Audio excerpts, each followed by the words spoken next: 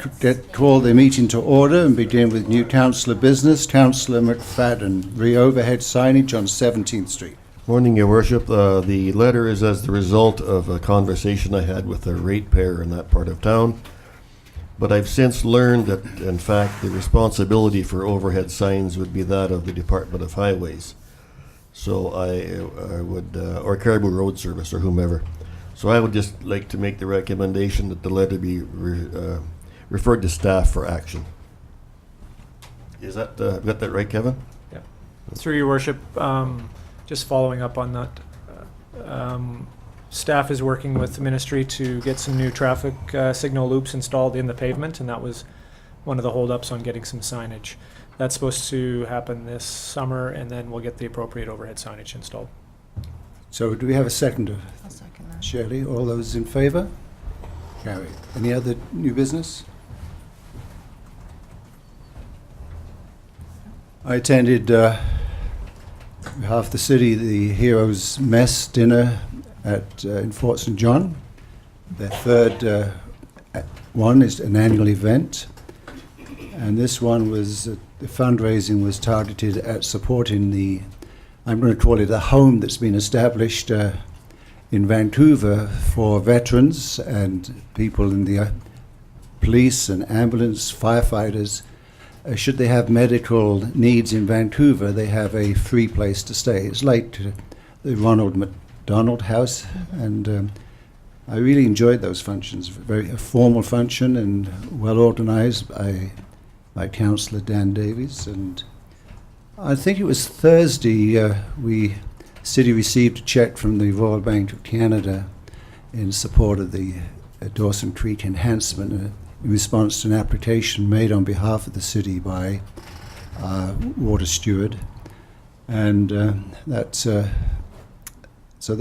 much appreciated thing. So they're two of the things towards the end of the week I took part in. Moving on, minutes. I have a motion concerning the minutes.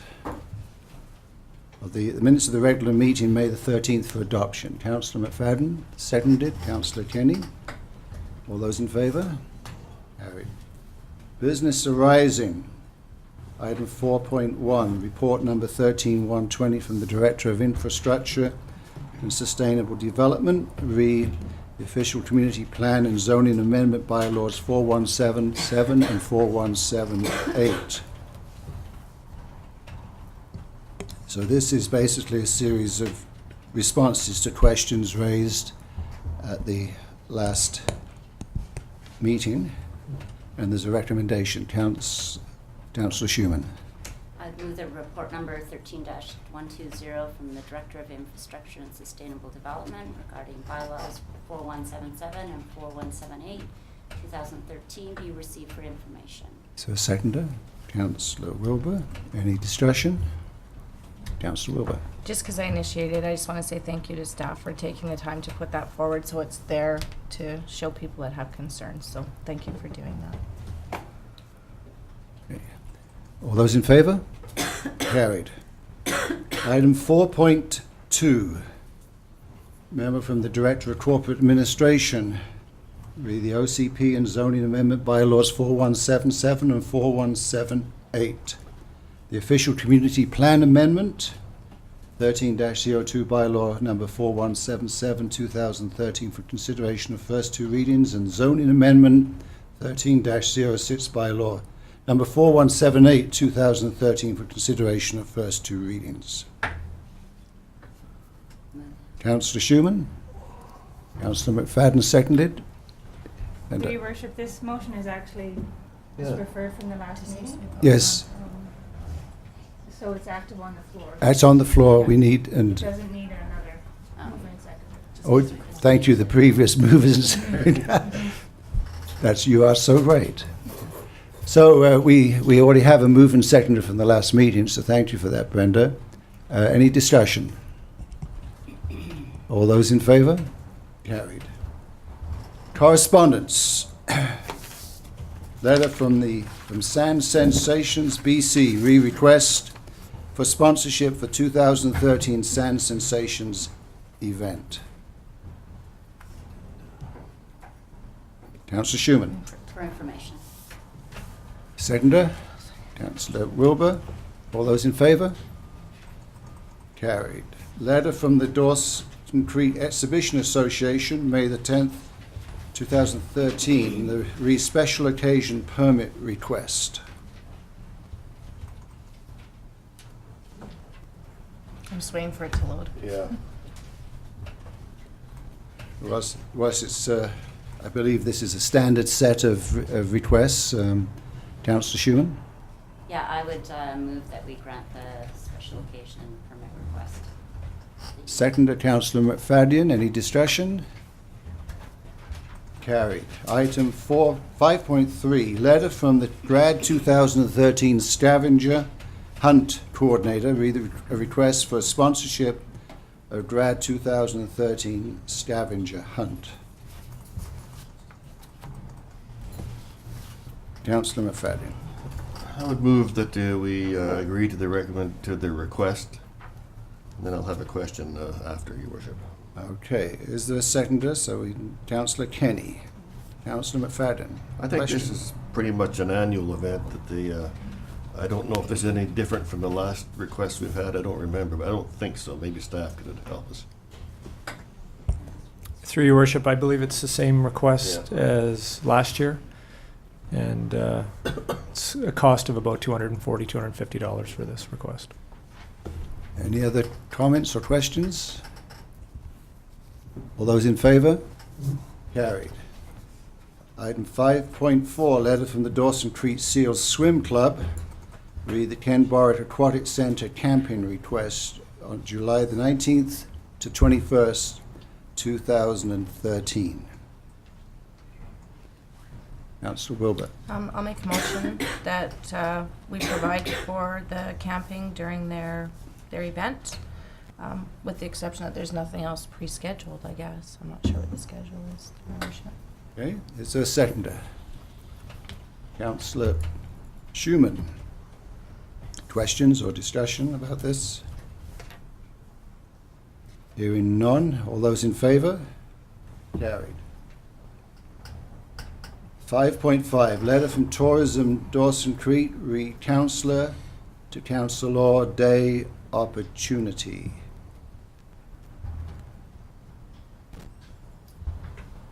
Councillor McFadden.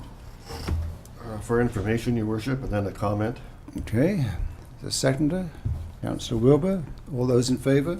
Carried. What's your comment? I think everybody's already signed up for an hour, at least I have. I thought the day was full. Well, when we reviewed the agenda, we were still waiting for an unnamed councillor to respond to the Were we? request. Yes. So if you haven't heard when you're, who are you looking around at? Are you trying to find out who it is? Well, he's not here right now. I did talk to him, and he said he was going to deal with it immediately, and so the schedule will be coming out. So, any other questions or comments? None? Thank you. Okay, we will move to section 7 of our agenda, report 13-122. From the direct report number 13-122 from the Director of Corporate Administration, read by-election options. Now, there may well be some questions there, but let's, can we have a motion for the Sure. Councillor Wilbur? I'll make- Seconder. Sure, I'll make the motion Yeah. that report number 13-122 from the Director of Corporate Administration regarding the by-election options be received. Further, that the appointment of Brenda Ginter of Chief Election Officer and Tyra Henderson and Janet Loisel of Deputy Chief Election Officers be made effective on June 26, 2013. Further, that Saturday, September 14th, 2013 be designated as a general voting day for the by-election. Okay. Councillor Kenny, seconder. Discussion? Councillor McFadden. Just a question regarding the 14-day window. Should any councillor wish to run, they have to resign within 14 days from the date that the chief election officer is appointed. But the resignation doesn't have to take effect until election day. Is that the way it is, or? or any time within that period, I suppose, but they could. Yeah, through your worship, the resignation, once it's accepted by myself, is effective immediately unless you provide another date in your Okay. resignation. So you can put the voting day or any other date you choose. Thank you. Just a comment, if I may. September the 14th, some of you who are still councillors will be presumably at UBCM. That's so. Is there a opportunity for voting ahead of the Brenda? Is that Yes, September 7th is another date that might be considered. The only, no? I wasn't referring to another date. Is there like we've just had the provincial election and people were Advance able voting. to have an advance oh poll? yes, absolutely. yeah. Sorry. Sorry, advance voting is September 11th for that date. Thank you. As Okay. well as September 4th. Okay. Councillor I McFadden. missed the conflict with UBCM you're talking about, Your Worship? Yes. When did we leave on the 13th, though? Or the Sunday? Yeah. The day after the Yeah, election? UBCM starts on Monday, the 16th, actually. Oh, does it? Okay. Thank you. So that's what my... Yeah, that's fine. Okay. Your trusty diary. Absolutely, Your Worship. Yes. Okay, all those in favour of the carried. Item 7.2, report 13-124 from the Director of Corporate Administration with the appointment of bylaw enforcement officers. Councillor Kenny. I'll move the recommendation that report number 13-124 from the Director of Corporate Administration regarding appointment of bylaw enforcement officers be received. Further, that Ms. Shannon Cowell be appointed as a bylaw enforcement officer for the City of Dawson Creek. And further, that the appointment of Gladys Ingram as bylaw enforcement officer be rescinded. Is there a seconder for the motion? Councillor McFadden. Discussion? Hearing none, all those in favour? Carried. Report number 13-119 from the Director of Corporate Administration re-website and video services agreement. There's a recommendation before you. Councillor Wilbur. I'll make the motion that report number 13-119 from the Director of Corporate Administration regarding the website and video services be received. Further, that staff be authorized to enter into a 3-year agreement with New Harvest Media Incorporated for website and video services at a rate of $9.25 a month plus taxes, with the option of including the additional services of recording and producing council meetings at a rate of $450 a month plus taxes, and the rate for additional services to be set at $90 an hour. Further, that the agreement include an option to renew a total of 2 times. Seconder. Councillor Kenny. Discussion? Councillor Wilbur. I just want to say I've been very impressed actually with Chad and his staff over there, what they've done for us. They've done a really good job, so happy to renew. Any other comments? None. All those in favour? Carried. Report number 13-125 from the Director of Infrastructure, Sustainable Development, redevelopment permit applications for MN Bernhardt Holdings, Great Canadian Oil Change, 10412 and 10420 8th Street. Councillor Kenny. I'll move the recommendation that report number 13-125 from the Director of Infrastructure and Sustainable Development regarding development permit application from MN Bernhardt Holdings be received, and further that development permit number 13-15 for the construction of the vehicle service station and car wash at 10412 and 10420 8th Street be authorized in principle and issued upon successful completion of the required 10-day notification period and receipt of the $20,000 financial security. Seconder. Councillor Wilbur. Discussion.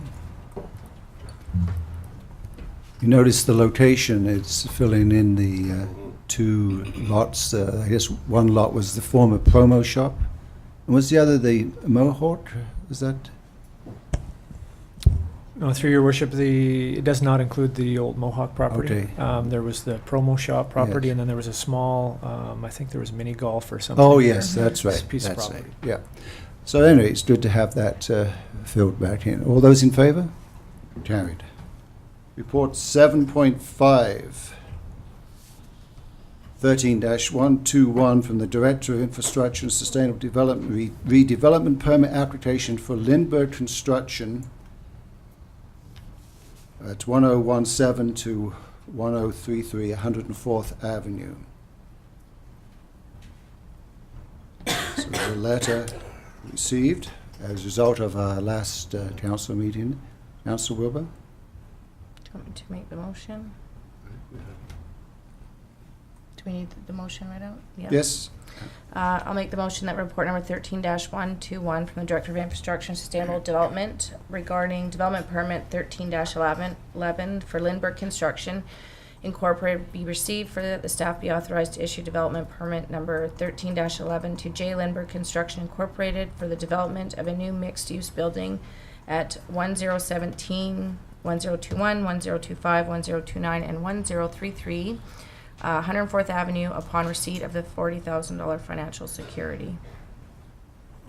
Seconded, Councillor Kenny. Discussion. It's exciting to see these mixed developments coming into our downtown area and incorporating some retail space and living. So I think that's a really neat initiative and exciting to see. Other comments? All those in favour? Carried. Item 7.6, report from the Deputy Director of Community Services via the Dawson Creek Exhibition Association request for the 2013 Greatest Show in the Peace. Councillor Schumann.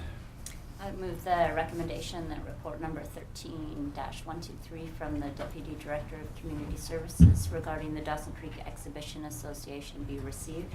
Further, that the staff be directed to complete all Dawson Creek Exhibition Association requests as per the attached May 9, 2013 letter regarding the grounds, equipment, and staff for the 2013 Greatest Show in the Peace. Seconded. Councillor Kenny. Discussion. All those in favour? Carried. Moving on then, as we still time here, the bylaws section, section 8. The sign regulation amendment bylaw number 4182 2013 for consideration of adoption. Motion, Councillor Wilbur, seconded Councillor Kenny. All those in favour? Carried. Next item, report number 13-116 from the Deputy Director of Corporate Administration Redevelopment Cost Charge Bylaw number 4149 amendment. We may have to have a little discussion about this, but have a motion first to put it on the floor. Yes, Councillor McFadden. I'll move that report number 13-116 from the Deputy Director of Corporate Administration regarding Development Cost Charge Bylaw, Waterworks, number 4149, amendment be received. Further, that Council rescind third reading of Development Cost Charge Bylaw, 4149, and reread third reading of Bylaw 4149, 2012, as amended. Councillor Schumann seconds. Gavin, do you like to give us some background on this, just so that everyone's fully tuned in who's here? Yeah, through your worship, the amendment is really to do with definitions and how the DCC, the water DCC was originally structured. It breaks up categories: single family, duplex, multifamily, and categories like that. When we took the technical memo, we created the bylaw. Because of some of our definitions in our zoning bylaw, we grouped some of those categories together. We sent that off to the ministry. They were looking through it, and they thankfully found that by doing that we had made a mistake. So we just need to clarify and make some changes on some definitions in order to make sure it's consistent with the intent. Okay, thank you, Kevin. Any other questions? All those in favour? Carried.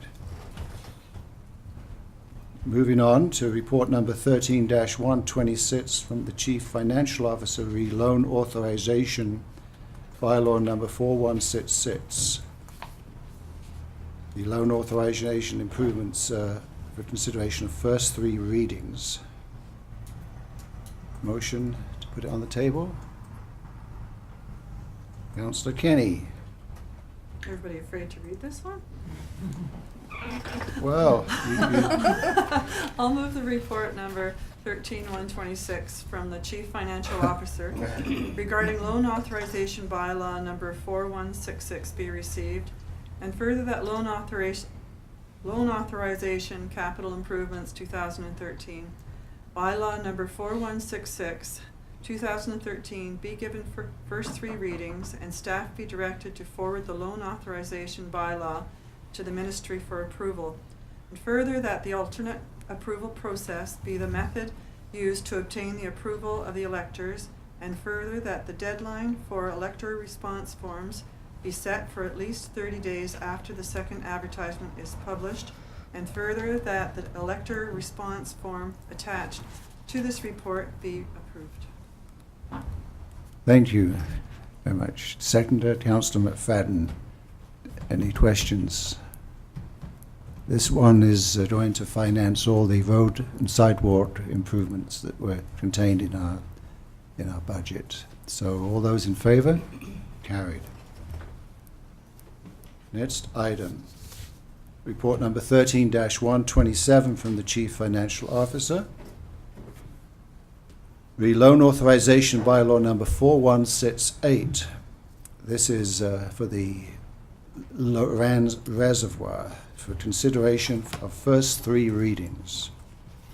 Councillor Wilbur, you have the honour of reading this. Thank you. I'll make the motion that loan authorization bylaw number 4168 be received.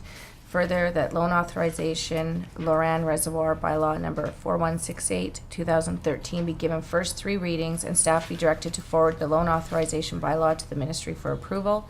Further, that the alternate approval process be the method used to obtain the approval of the electors.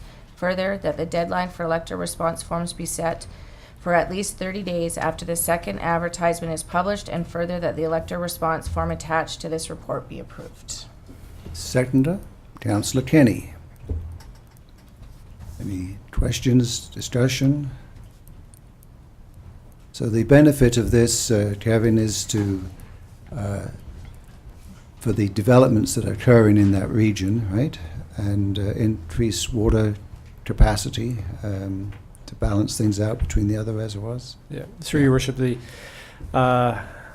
reservoir is needed on the north end of town.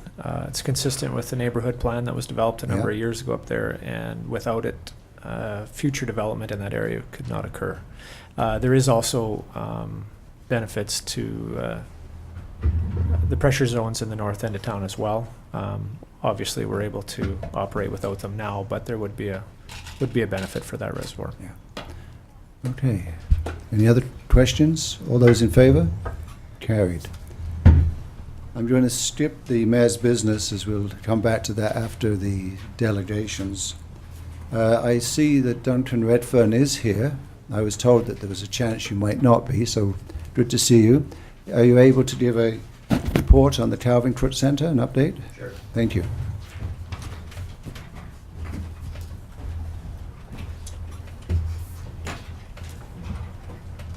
Earlier than usual, it got me by surprise. That's okay. It's good. Got to be prepared for surprises.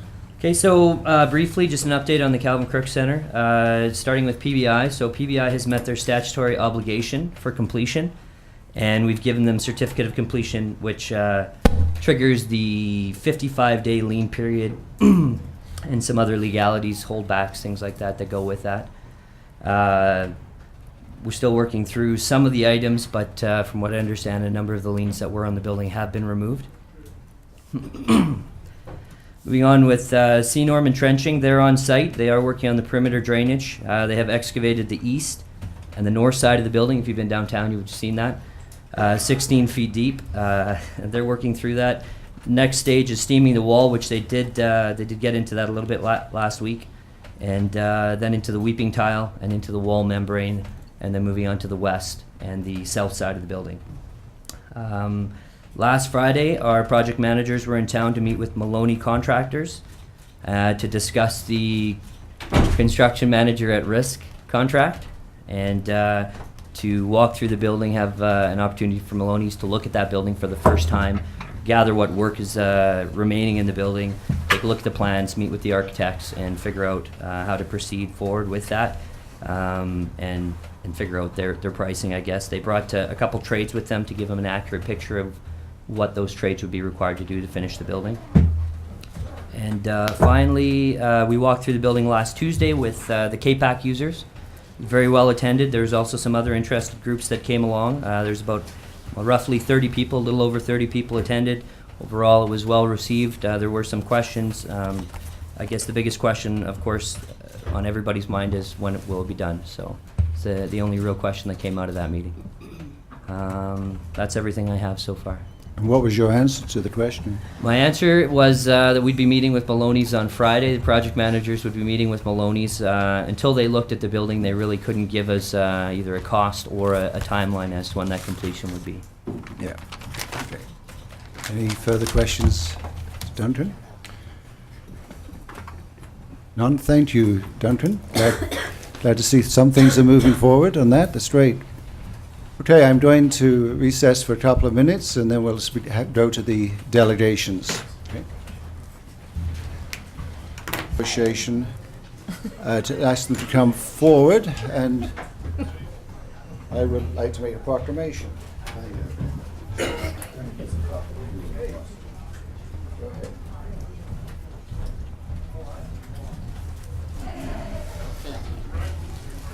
See you again. See you again.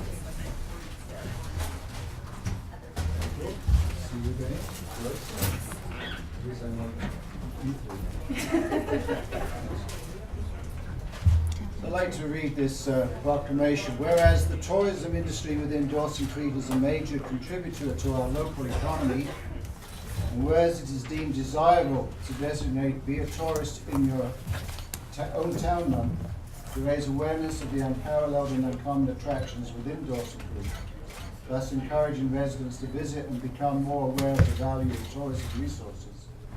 And whereas the enlightened awareness will lead to a better understanding of the value of tourism within our community, now therefore I do hereby proclaim the month of June as Be a Tourist in Your Own Town month in Dawson Creek.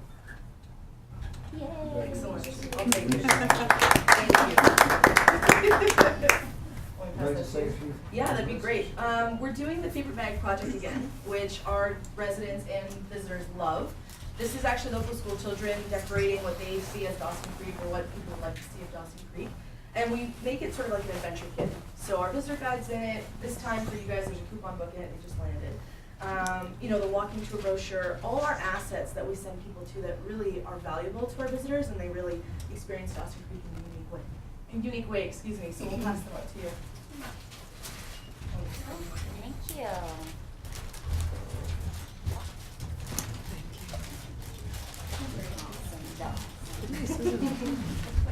Sure. All your movies.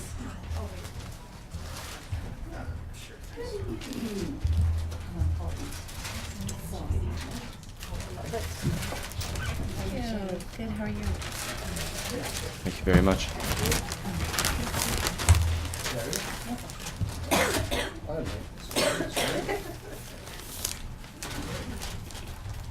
Right into my last one.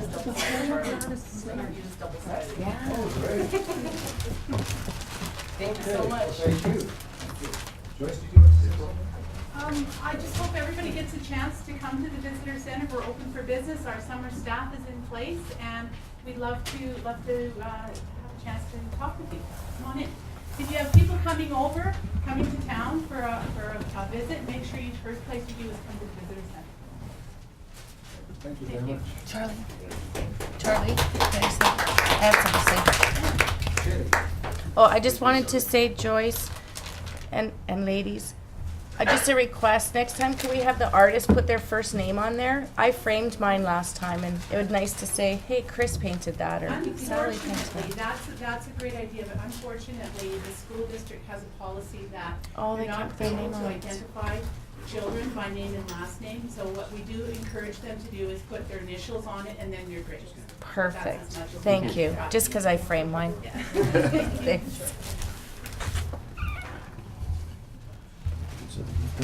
Pardon me? No, well, not here. I'm good, thank you. Yes, Duncan, would you like to come forward? And your group? You Stacy with us today?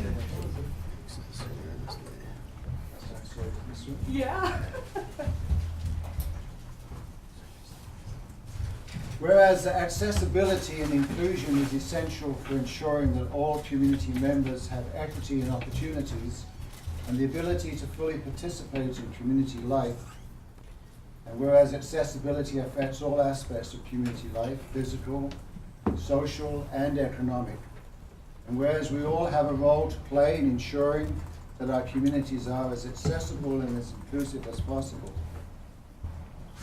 And whereas accessibility relates to both the physical design of buildings and infrastructure as well as the access to appropriate services and supports, including transportation, recreation, housing, employment, and other activities that are an essential part of community life.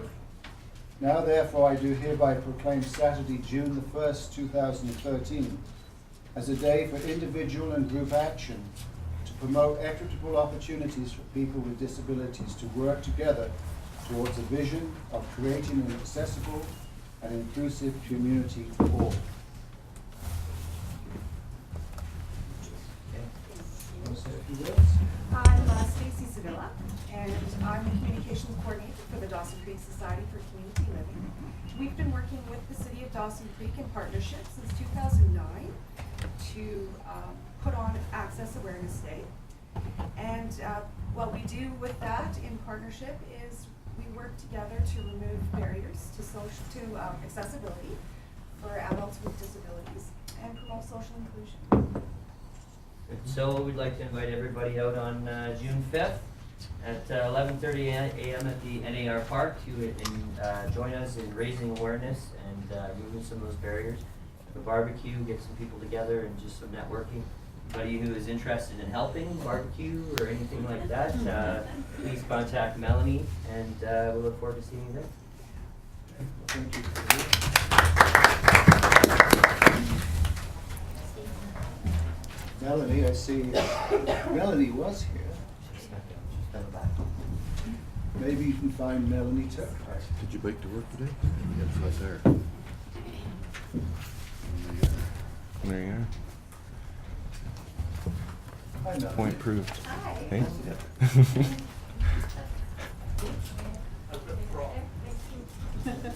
Aha.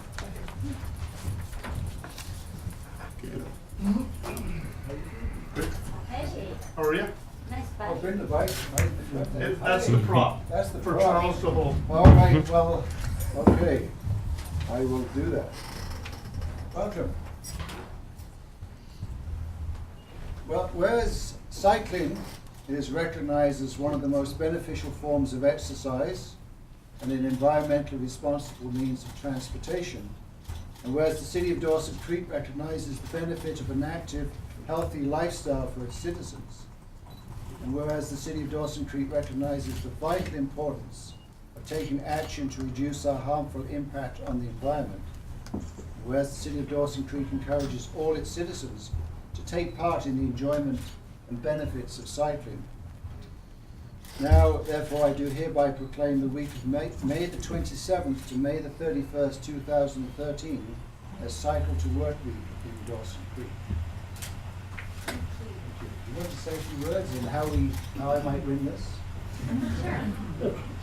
I'd just like to, everyone to Yes, introduce yes, themselves. go ahead. But thanks to Griffin Sports, Glenn Ma and Mike Ma for donating this great bike for a draw for people that participate. So I'll get everyone to introduce. So my name is Jamie Maxwell, and I'm an organizer for the Dawson Creek Greasy Chain Bicycle Club, and we've been promoting this region as a wonderful cycling destination 5 months of the year.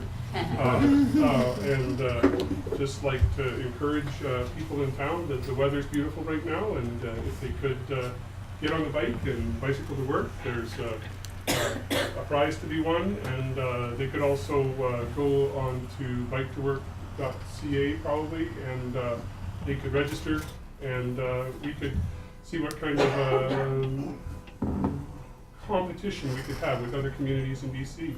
Thank you very much. I'm Glenn Moff from Griffin Sports, and we're pleased to donate this bike for Bike to Work Week. And we have the book in my store for people to sign up to register to win this fabulous bike. And I hope that everyone participates. I'm Alyssa Rowe. I'm the sports camps coordinator for the city of Dawson Creek. And we're in the middle of planning a biking camp for this summer. So kids will get a chance to have a full week of biking, and we're going to do like bike trips every day and learn about bike safety. And yeah, it'll be a good opportunity for them too. My name is Bill Matugel. I'm a corporal with local detachment here. I'm also a member of our local bike patrol. We received a lot of support from the city and from Griffins. So we are up and running now for the summer. So hopefully we'll see everybody out there. Make sure you wear your helmets. Good, thank you. This is just great. So they take part by coming to your store and entering into the book. Sign in the book, and the draw will be at the end of the week for the participants, and we'll find out who the winner is. Okay. That's right. And Mayor and Council, it'd be great to see you on your bikes. Duncan, did you ride your bike? Yes, I did. Oh, The you tire. carried on your bike. Hey. The tire popped, so I was a little late. He got a flat tire. Oh, you betcha. Our pleasure. Yeah, you shouldn't have told him to ride his bike. Oh, who's proclamation? What? What were they making fun of you for? I'm making fun of you because you missed the whole meeting because you bike to work. I actually did. My tire popped. Your tire Yeah. popped? Yeah, it did. So Melanie, are See, you going to join us today? Point proven. Point proven. Go into your name for that bike. Yeah.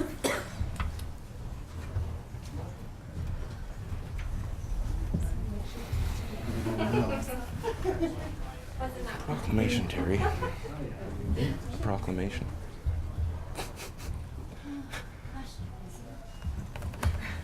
Another declaration. Whereas commuters who walk, cycle, or use transit over here to work are healthier and live longer. And whereas commuters who walk and cycle to work are much more satisfied with their commute than those who ride. And whereas only 15% of adults are physically active enough for health benefits. And whereas physical activity may be incorporated into travel to or part way to work. And whereas walking, cycling, and using transit benefit the environment, economy, and social fabric. Now therefore I do hereby proclaim the week of June the 2nd to June the 8th, 2013 as Active Commute to Work Week in Dawson Creek. So Melanie as well? She's collecting. And would someone like to say something about it? I'd like to just speak on this. As you can see, we have these great models from city workers. We'd like people to sign up at City Hall to register, and then there's a website of www.commuterchallenge.com or bc.com, and for people to go in and sign up, and we're going to track your travels, and we actually have some great prizes, and the province of BC has actually provided some prizes too for municipalities that are participating. So we're encouraging people to come out and take advantage of this fun challenge. Also, while I'm just speaking for a minute here, the city has a transportation plan survey going out in the utility bills, and there's going to be an open house at the Seniors Hall on Wednesday, next Wednesday. Not this Wednesday, next Wednesday, and it's going to be getting everyone's input on holiday legacy transportation happening in the community. For further information, they can talk to Jody McLean downstairs at City Hall. And I'd like to introduce Michelle Mobley. She is with Literacy Now. Good morning. We have partnered with Sustainable Dawson Creek to launch the walking school bus. This is the first time that we've tried it here. All of the elementary schools in town have been contacted, both public and private schools. And what we're working on doing is getting kids out of the back seats of vehicles and onto the sidewalk to start walking to school. In a lot of studies and reports that have been done, parents cite safety as one of their main concerns for not letting their kids walk or ride their bikes to school. So with the walking school bus, it's a coordinated walking route that children travel together under the supervision of a responsible adult. So we're hoping that we can get all of our schools on board, and we will be doing this again next year with the commuter challenge. And hopefully we can get people doing it outside of the commuter challenge and make it an almost year-round thing. Thank you. Thank you very much.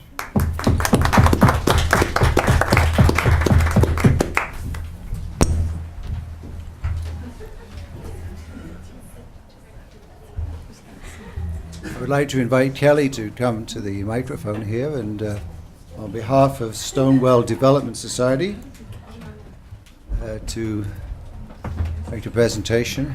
Good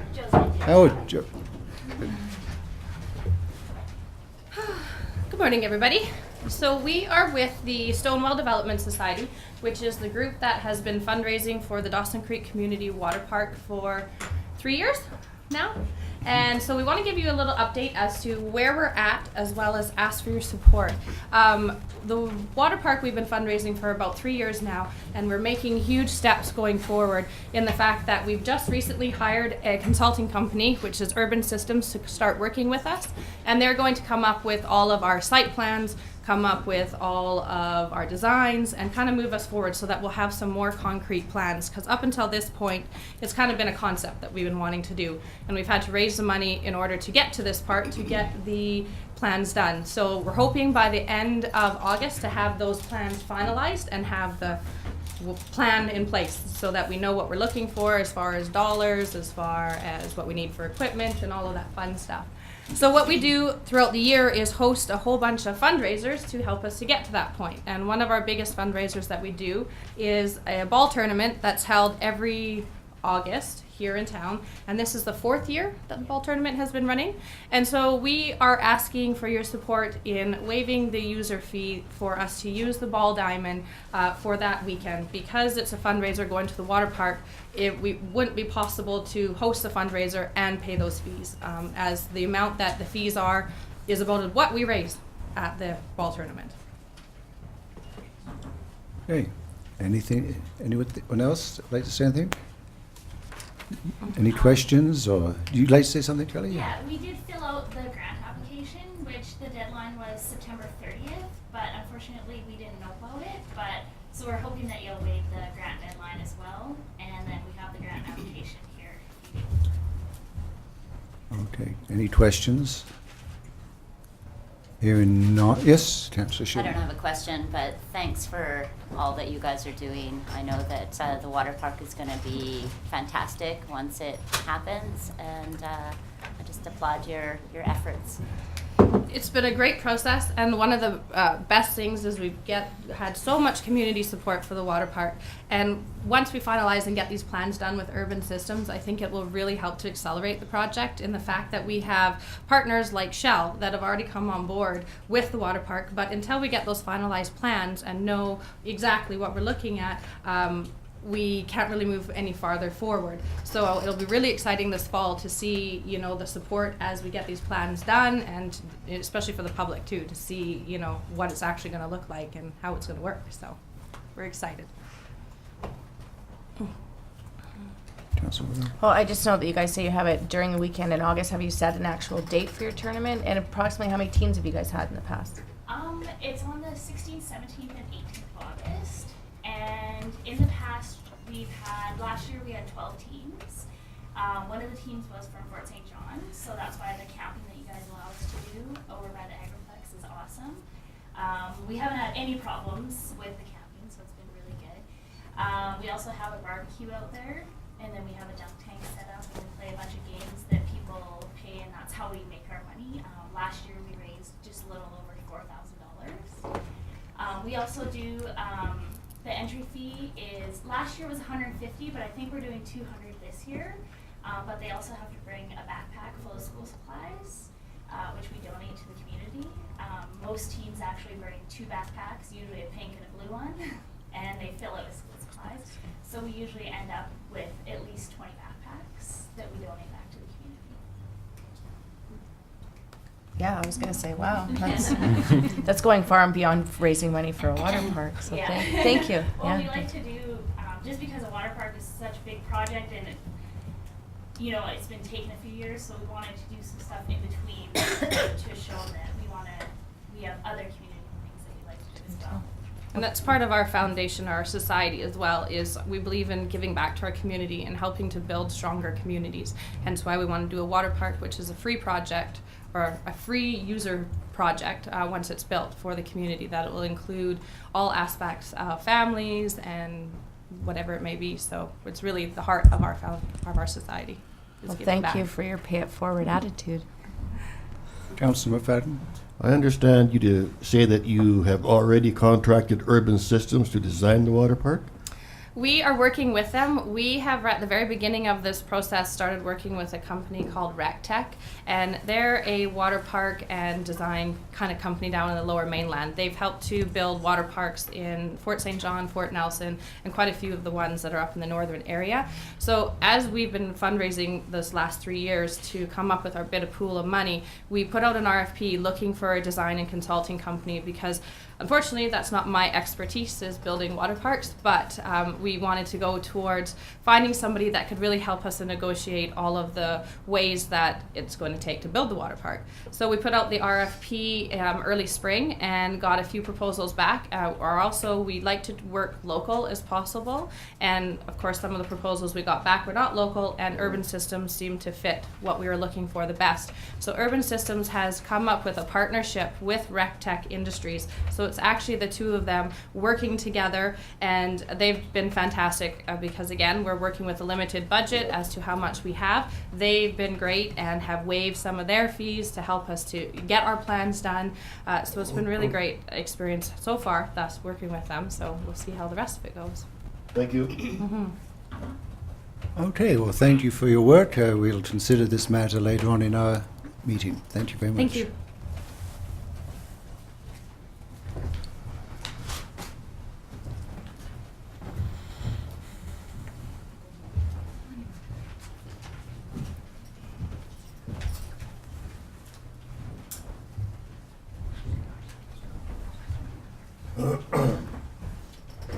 Hi, welcome, Calvin. Good morning. Good to see you again. Council, I'm back.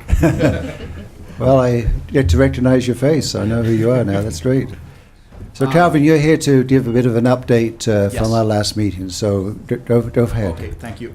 I'm here to ask the City Council for the approval so that we can start the construction phase of our water bulk plant, which, may I add, is only going to be used for farmers, no commercial, no anything else.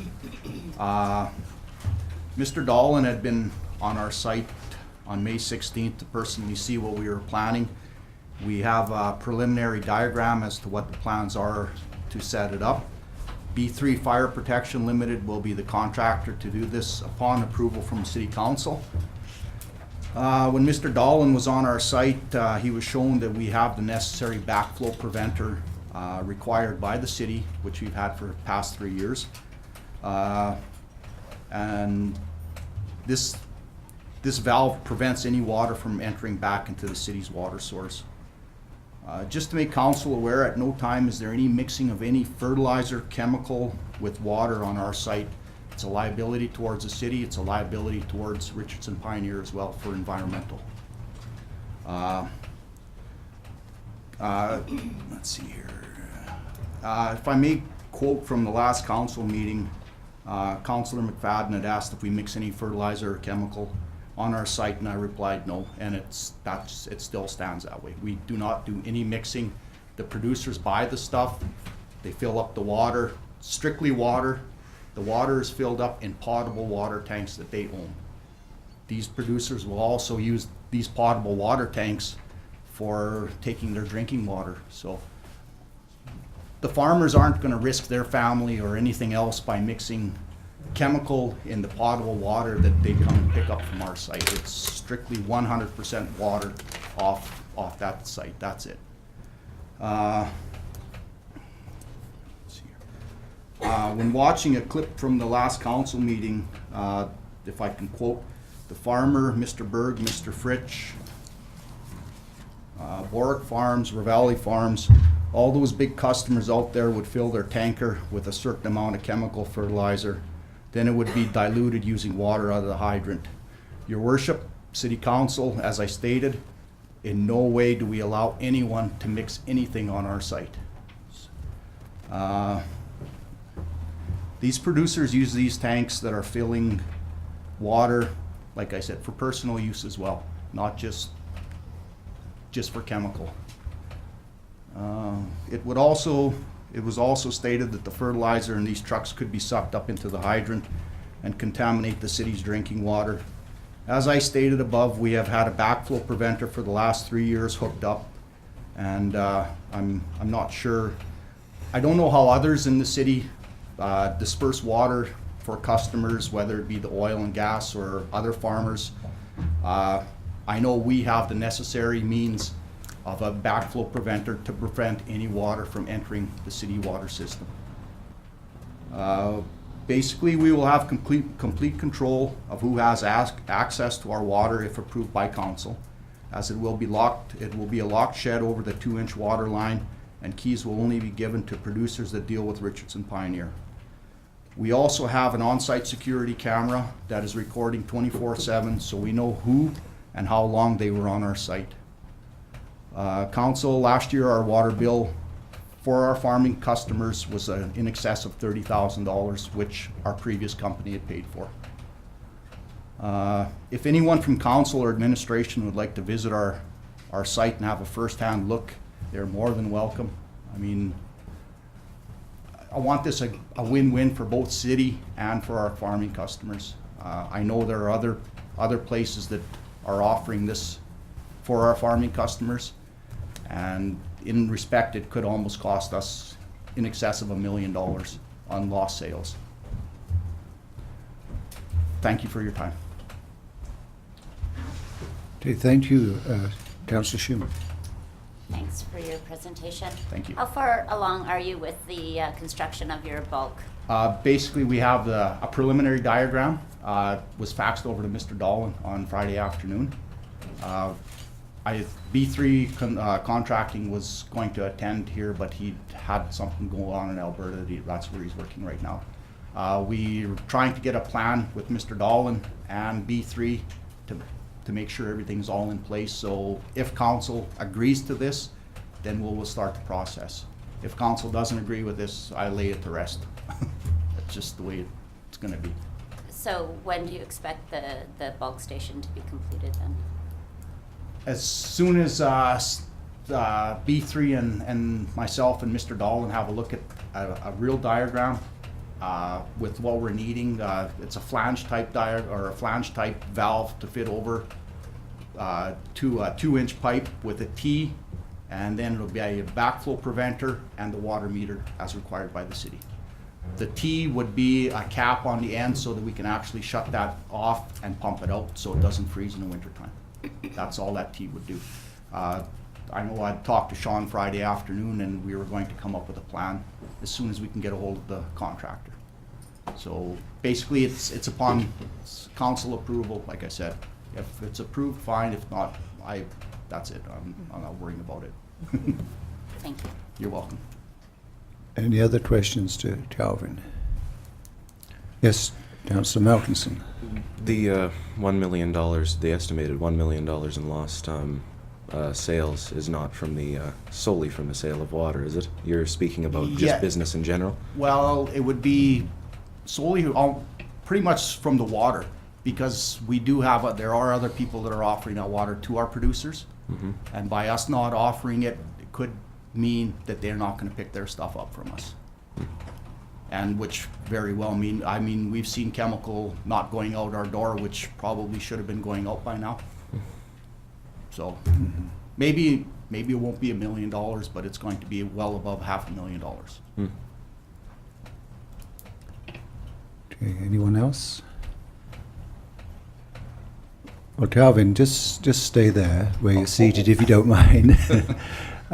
We've finished our delegations, and we've. I think the next item, Brenda, is to move to mayor's business. Is it not now? According to my records.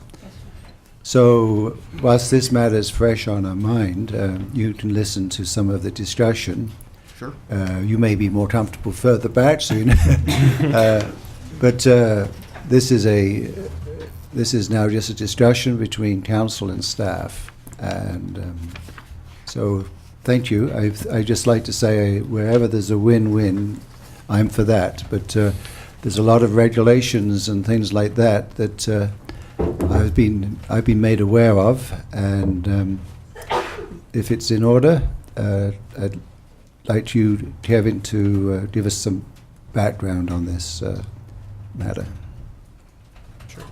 Through your worship, I think at this point it would be appropriate for council to consider initially the request of whether they, if everything was constructed to city's specifications and requirements, if council would consider allowing the connection to occur, which I think would be appropriate. It's not an increased use, it's an existing use. We're just trying to solidify that and make sure that it's all the regulations and all the protections in place for the water system. So I think that's the first thing that council should consider. So if all the technical, and there's also some legal issues here, are taken care of, what are you asking council for? Through your worship, what I'm saying is that the request that's in front of you is to whether Richardson Pioneer can have the bulk water connection, assuming that they construct it in accordance with our specifications. So first of all, we need to discuss, or council should discuss, whether they are willing to allow that, much like Calvin alluded to. And then I can touch briefly on some of the other regulations. And Councillor Schumann? Yeah, so I would be prepared to make the motion that we grant the request for the bulk hookup once all of the regulations and requirements are met. I wasn't under the impression that we weren't against it. We were just against it until your bulk station was completed and all of these requirements and things had been finished. So I would make that motion that we grant the access to the bulk hookup. Seconded, Councillor McFadden. Any discussion? Councillor Malkinson. No, is Cheryl moving that I apologize, but is Cheryl moving that we grant temporary access as well in the interim while it's constructed? No. I Okay. said I would, Sorry. my motion is We're to agreeing grant in principle access to the. once the bulk Yeah, station good. Just Councillor. Through your worship, now that it's on the floor, I'll just give you a little background. It's I think there's some important things brought up in the discussion, and we were talking about using drinking water tanks for this water to take it back to mix offsite, which is great. It's good news. But council needs to be aware of, even at our water fill stations that we do have that are strictly for water or drinking water, we have all these protections, all these measures in place, because council nor staff can guarantee that truck or that tank that is coming to fill up, we just can't guarantee what it may have come in contact with at some point in time. So even with our drinking water sites at our fill stations in town, we have all these protective measures in place. So some may feel it's a little bit over the top, but as staff, that's our job, is to recognize any risk, no matter how small it may be in this water system, and ensure that the users are protected. So.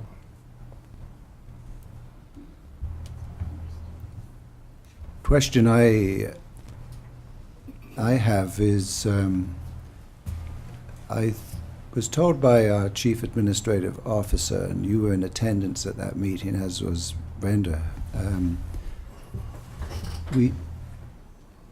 water cannot be, that's bought from the city, cannot be resold by anyone.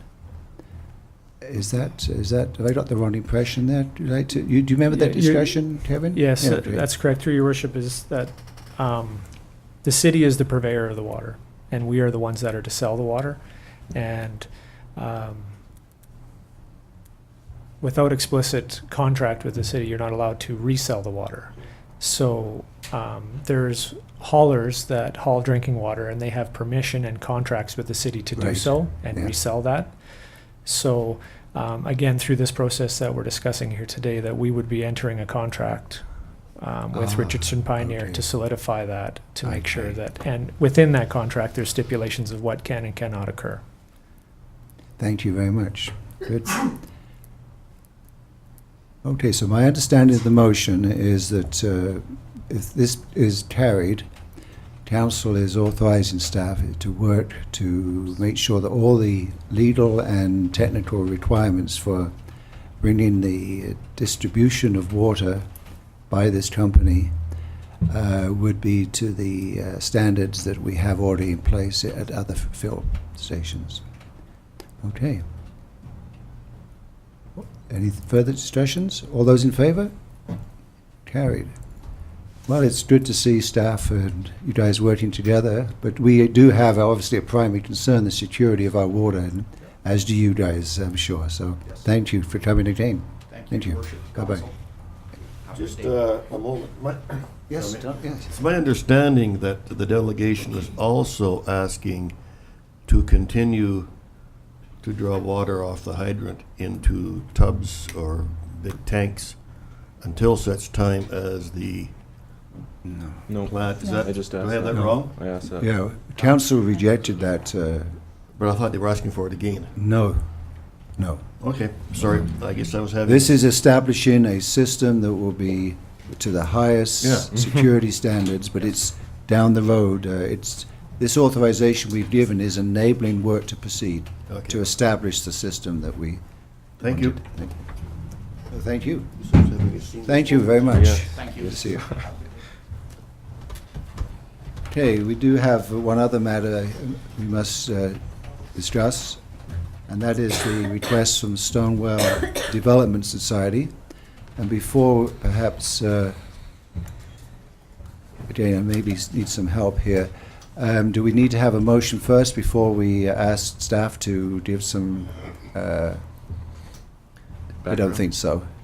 I'd like to ask, because I think there's some important considerations that need to be thought about by any member of council before they make a motion as it relates to the implications of this. So, Kevin, would you like to provide some Sure. background? Through your worship, just for clarification, so as I understand it, last year when this event was held, there were no fees charged for the ball fields. Subsequently, we've had our fees and charges implemented on our recreation facilities. So that's where the, I think approximately $3,500 is what the charges would be for the fields for this particular event. So I think it's important for council to be aware that should council decide to waive the fee for this event, which sounds like, a very much worthwhile and event for what they're doing, is that essentially what would be happening is the taxpayers would be then the fundraisers. That's right. Just council needs to be aware of that. Because Okay. what the delegation is saying is without that waiver, they would not make any money. So essentially that fee for the field rental is essentially the net fund. And that would be coming from the taxpayers. So we could just donate, we could just grant them a grant of $3,500 and they wouldn't even have to throw their Ball diamond, their ball. ball tournament, basically. Go ahead. No. So, with waiving the deadline, if we change waive the deadline for the grants process, could they submit an application for a grant for, that we could consider? Well, through your worship, I wouldn't recommend it. No. The decision is either to support them monetarily or not. But in the process, you're going to be waiving the grants policy as well as the fees and charges policy. So, Yeah, and then down the road comes the Kiwanis Club and every other club after. It's a significant. Okay, Councillor Mountainson. One difference with the, I'm glad you mentioned the Kiwanis Club. One of the differences with the Kiwanis Club is we actually gave them a year's notice before we, we let them know that these changes with the fees and charges policy were happening. I think that, well, I'm not sure whether this group received notification last year that we were undergoing this process. Often not. And I think, in the interest of applying the same principle to all, maybe we ought to consider that going ahead as well. Kevin? Just through your worship, one thing I did notice is they mentioned that the entry fee is $200. I think last year was approximately $150. And I'll just compare this to minor hockey, where we pay fees for usage of the rink facilities. You will not find a minor hockey tournament anywhere in this region for $200. I know for the teams I've been involved with minor hockey, it's usually $600 or $700 per team for a weekend event. So just something to consider. Councillor Wilbur. I think something else that we've always considered was each application on its own merit and separately, and we've done that to date. So regardless of other people coming forward, I think we now have a process in place that we would look at that time. What I find different about this group is that they're not only working towards something to benefit the whole community, but in the process of doing it, they're benefiting with their backpack program and other initiatives. So they're covering a lot of ground here for a fundraiser.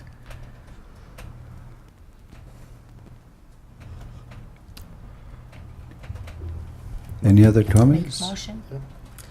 I would like to make a motion that we support the Stonewall Development Group and waive the fees for their ball tournament. Seconder? Councillor McFadden. Okay, I think there's some major implications, if I speak to them about this motion here, to our policies. There's a principle in administration and governance. What you do for one, you must be prepared to do for all. And then if we're just going to have an ad hoc approach that anyone who comes along, whether they miss dates or deadlines, and they can just, council will just vary it, then why do we have the procedures in place in the first place? I think the procedures are there for a good reason, so that we have an amount of budget for grants. People know it's a level playing field. It's published, and everyone can apply on an equal footing. An ad hoc approach is surely a route to chaos here. Also, we spent a lot of money and got some very good advice around restructuring of fees and services. And I'm concerned what this decision does to all that work. And so I'm looking to our acting CAO there for some reflections, or you can spin it off to staff. We have our Director of Recreation here as well. So, Kevin, to you. Through your worship, I think you've made some good points as far as the policy work you've done. It's really just an ultimate decision of council on whether they want to support it in this manner. Council has always got the ability to waive policy, and council has done it before. It's okay. Through Kevin to your worship. Do you want to come to the microphone, sure. Barry? You've got such a soft, gentle voice. Anyways, bring numbers. I think this is one of the classic cases we felt as we worked through policy was that there wasn't a perfect fit to everything. And I think as we move through and we look at impacts to groups, we always said to council we need to bring that back. But saying that, there was a lot of work, and Your Worship, it's important that we try and continue to move that way. But within that, as Kevin had alluded to, council has that flexibility. And in these cases, you still had that flexibility to entertain merit and to look at that in the bigger picture. I do believe we'll be back here in a year looking at review. And back to Councillor Malcolmson, there was a lot of work, and if we miss somebody, these are the cases how they come forward. Mm-hmm. So it's a solid policy. It was based on fair distribution of tax funding throughout the, in the recreation side, which we really needed.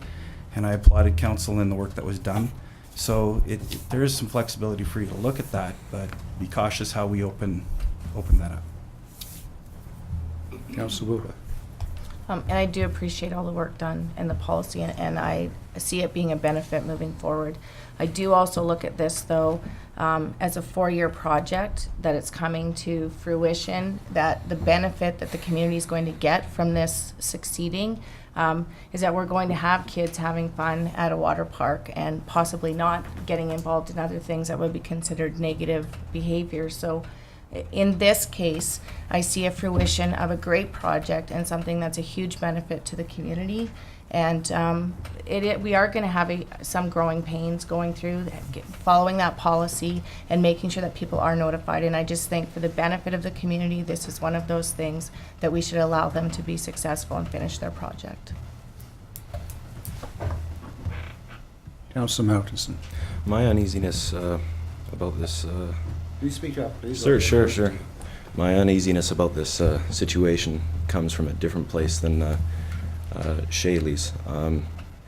I don't think that this is an ad hoc approach that we're taking here. I don't think that we're waiving our own our own policies and practices by granting this group their request. Like I said, I don't believe that this group received notification that that we were undergoing this whole process. They applied for they made the same application, I believe, that we received last year, with the understanding that it would be received, understood in the same way. And in the same frame of mind, last year we gave notice to other community groups that we were undergoing this process. And this year, I suppose this group wasn't notified, and I think that we would be applying one standard to all by granting this group years stay, if you guys understand what I mean. Yep. Councillor Kenny. Well, I've been swayed. I agree that this project has been going on for the last 4 years, and it is a great thing for our community. And I'm sure, like they thought the process was going to be like last year, that they could come in and they could have the fees waived. I respect what our acting CO has said and what Barry has said. Those are also very valid points. We worked very hard to get these policies and procedures in place, and it was very costly. But it would cost the city a lot more if they went out and put this water park together. For our community, I think it'll be really enjoyed. It'll be a real asset to the Mile Zero, and so I'll be supporting the fees be waived for the ball game. So, to a question be put? Question. All those in favour? I'm opposed to it. Thank you. Moving on to the consent calendar. Thank you, guys. Can I have a motion to receive the consent items? Councillor Wilbur, seconder. Councillor Malcolmson, all those in favour? Carried. You all probably received an email from our Chief Administrative Officer about the second item in this consent calendar. As you know, there's some petitions against the routing for the BC Hydro line. It was this request, we spent a lot of money asking we took part, I guess, as an intervener in this process, and it's important for the community to know that this isn't just to provide power to the industrial developments to the west of town here, which are some of whom are currently using natural gas, I guess, to fire up their generators. So that would be relieved, which would be a positive step forward. But also there's issues of stability, I guess, of our supply to the Encounter Event Centre, to other developments, if I can say, to the east of town. And this will all be rectified by this development. Is that fair to say, Acting CAO? Through your worship, that is how I believe it is, that this will bring stability to the area as far as power supply. And as everyone knows, we've had some issues in the recent past with some outages, and as you mentioned, your worship, the development to the west of town, where they simply do not have the power required to run their facilities. So, great, thank you. The strategic priorities chart. Any update on that, Kevin? None? No changes. Okay. Anyone filed for asking questions? No worries. Okay. Media, have any questions? Okay. Fine, I'd say we'll take a 5-minute adjournment before we move into our Committee of the Whole section. Thank you. You would call the meeting back to order, please. Do you really? Hey. Brenda, Do you really? would you tell the staff sergeant that he's on and we're waiting for him, and we've been waiting for ages and all that embellishment? Welcome. Come and sit down. We've been waiting here for you, so... I wasn't sure if somebody else wanted to go first. No. Well, welcome. You'd like to lead us through your report? Thank you. Well, it's actually it's kind of a pleasant report. We don't actually have any terribly high-profile incidents that occurred, and things have been reasonably stable about the sorts of events that we would expect given the season. And we've had a few, of the usual seasonal calls. Drinking and driving, bush parties, quads on the road, and things like that. All of the things that you get at this time of year. And fortunately, none of them have gone terribly wrong, so we're in a reasonably good position that way. We did have one kind of interesting thing that happened last month, and that was there was a homicide in Beaver Lodge. And the suspect from that homicide was here. And so we worked with the Grand Prairie Serious Crime Section for quite a few days, taking that person into custody, and so they were arrested without incident. But we did have quite a lot of extra resources deployed to that, and we were successful in getting that resolved. So, yeah, and that's actually that's the highlights, which is kind of nice. It's a successful resolution. So. So I see you're fully staffed. Yeah, we're in nice shape that way. We're still in the process of dealing with hiring some people in terms of the security clearance aspect of it. So we're dealing with that. But we've got very few people expressed an interest in leaving this year, which I think is a good thing. Seems like there's enough opportunities for the members within the detachment, and it's a nice community, and so they've kind of expressed an interest in staying for a little longer. So that's kind of nice. We only had a couple of people looking to go. And we are in a nice position of having our plainclothes unit up to strength, and the watch is up to strength. We still have a few people on parental leave, but they're due back. They'll be trickling back here over the next few months. And so that, coupled with a fairly reasonable file volume, has made for quite a pleasant environment over the last month. Good. So, yeah. Any questions at all? One, I was in Fort St. John with Sergeant West on Saturday. He represents the community well. Yes. He takes part in things, and it's just great to be with. But I learned that the musical ride is coming to Fort St. John. Is that? They are, yeah. In July. Would you know the date? I I don't know the date off the top of my head.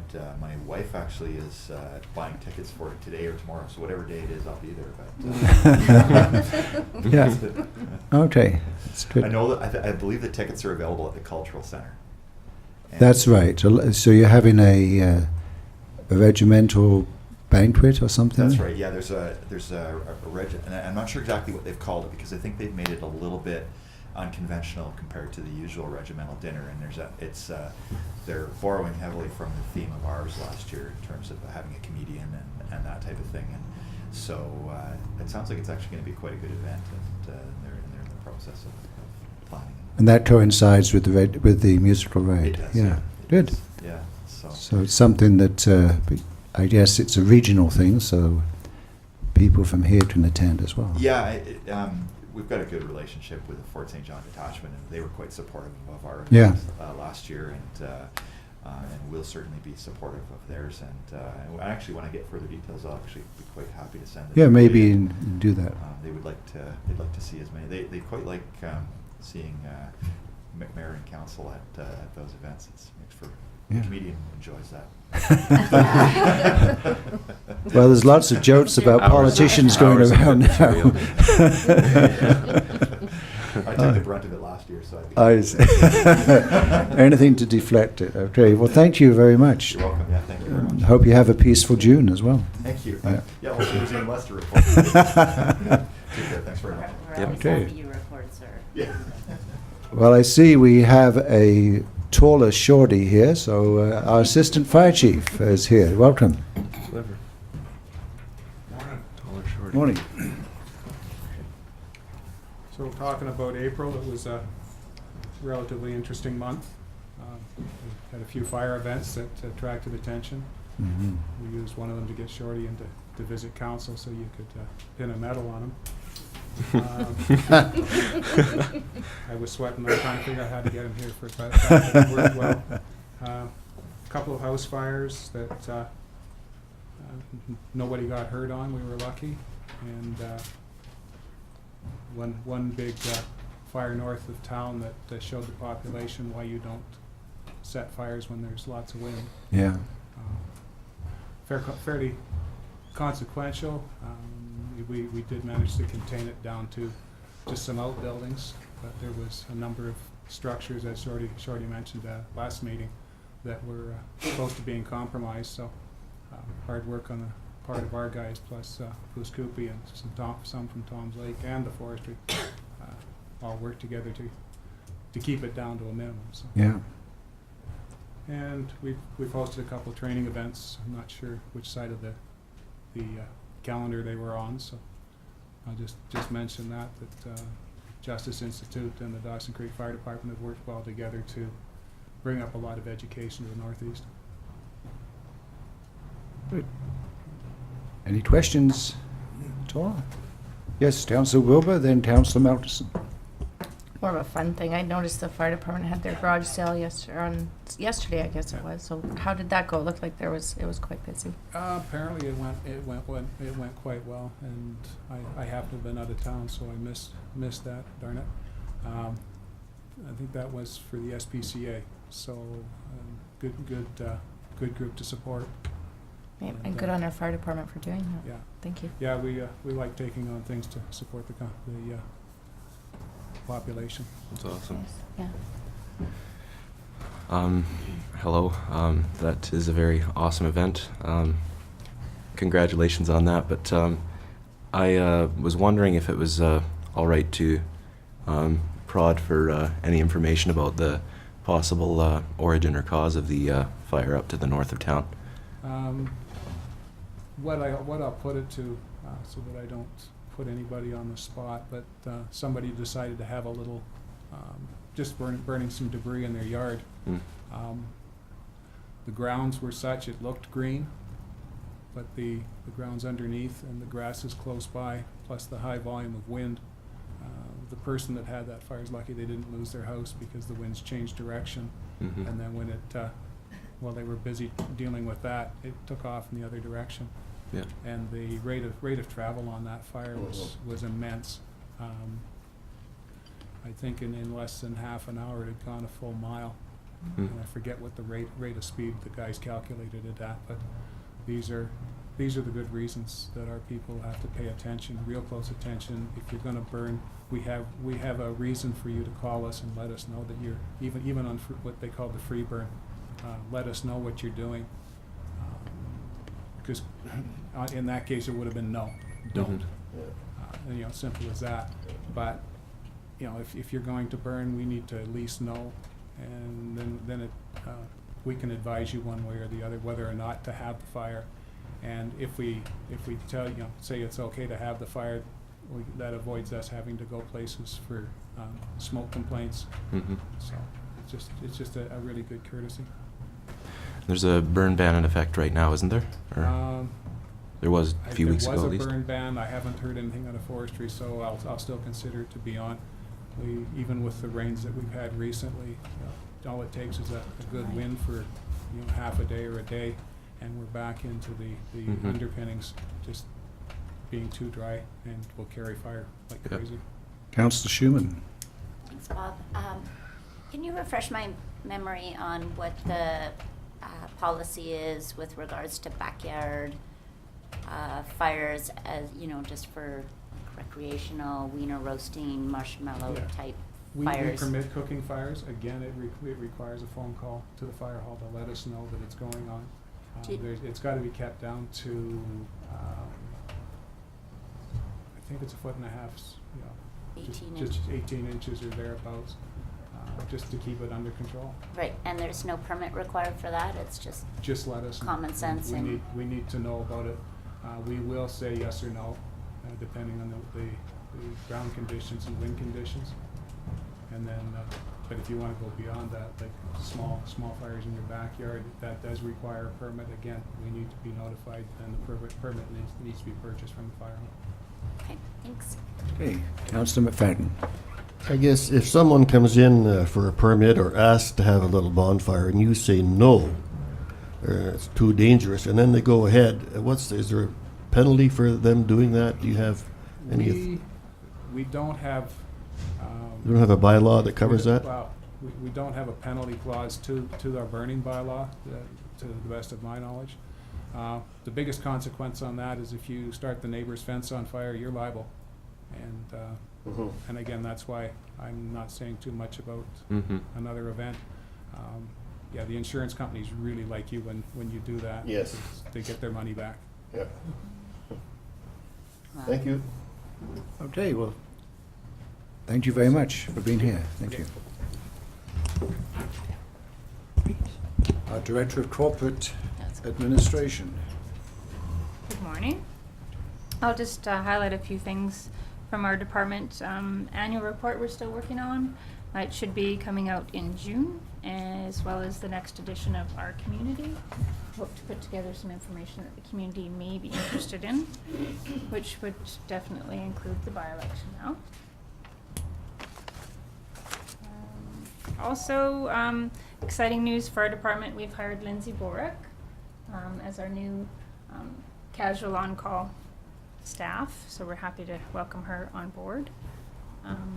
And also take the time now to congratulate Elaine Fellhauer, Public Works Clerk, on her retirement. She was with the city for 21 years. Wow. And the last item, just to remind council about our community engagement workshop on June 17th. And if you haven't responded, let me know if you'll be able to make it or not. Is that in the morning or afternoon? That's the morning, 9 till 12. There's On also June a 17th. meeting with Northern Health that day. In the afternoon. Regional district. Yes, that's But, right. That's right. I have this on my calendar, but I'm not on here as signed up, so I don't know how I manage Okay. that. 9 a.m. So sign you up? Yeah, and Alright. but I am going to attend that meeting with Northern Health, and I think it's at 11. So I'll be there for most of it. Great. Okay, any questions for Brenda? Thank you. I'll be there on the 17th if I haven't responded already. Okay. 1:15, Cheryl. What? 1:15. Is that 1:15? Northern Health? Yeah. You going? Yeah. Okay, from the Chief Financial Officer, Shelley. Good morning. So you have the report in front of you. Most of the things I'm reporting on we've completed, plus a few comments on requests for information, that kind of thing. So as you know, the audited financial statements were approved at the last meeting, and Acting Mayor Parzo, you'll see the response to your question. I appreciate any questions when it comes to financial statements. So basically, for those that missed last council meeting, there's a question about the sale of services and why the actual results were higher than budget. And I very often say you need to go behind the numbers, because there's often reasons for the variances of one to the other. So basically, the two main drivers that made that variance were revenue from the oil and gas conference that was booked where it isn't budgeted because we have no idea what the event will turn out to be. And actual fuel sales at the airport are often very much higher than budget. And for this instance, it was about 500,000 higher. And the thing with that is there's also an offset cost of sales that goes into the expenditure line, so you don't see that as a net amount. So revenues are often budgeted conservatively, and then actuals come in much higher. So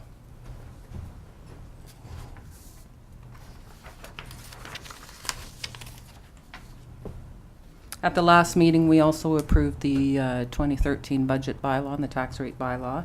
And as everybody has probably noticed, tax notices went out. And if you haven't received yours in the mail by now, please, by all means, phone the finance department. And it just gives you some stats on how much collections the city does, about 23 million. And we're sending out about $5,800 tax notices. Also to note is that this year the city is using a online homeowner grant system. So we encourage everybody to go to our website and use that mechanism for claiming your homeowner grant. It's much easier. You don't have to leave your house, and you can claim it that way and get your taxes paid. So just for council's information, we've already had 71 applications come online. So that's an improvement to the system through technology. Also, we had the Deputy CFO attend a risk management seminar, and that's just a follow-up from some work that we did on the risk management policy, so she's commented on that. And basically just a report out on where we are in our strategic priorities.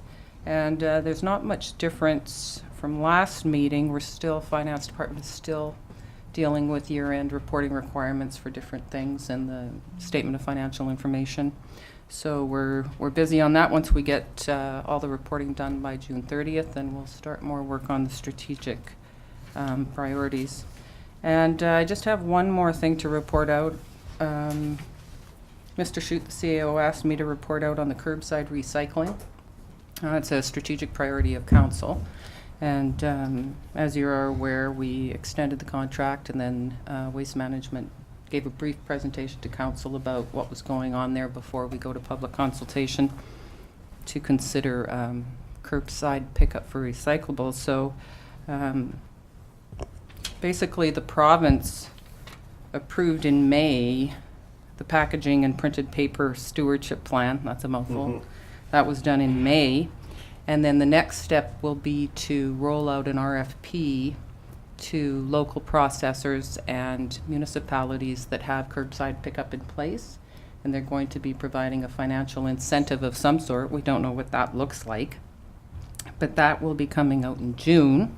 And staff will also be participating in a webinar about how the implementation plan is going to be integrated before May of 2014.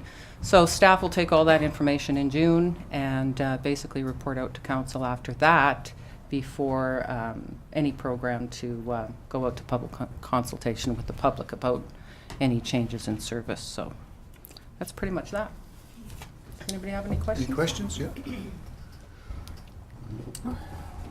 Thank you very much. Yes. Yeah.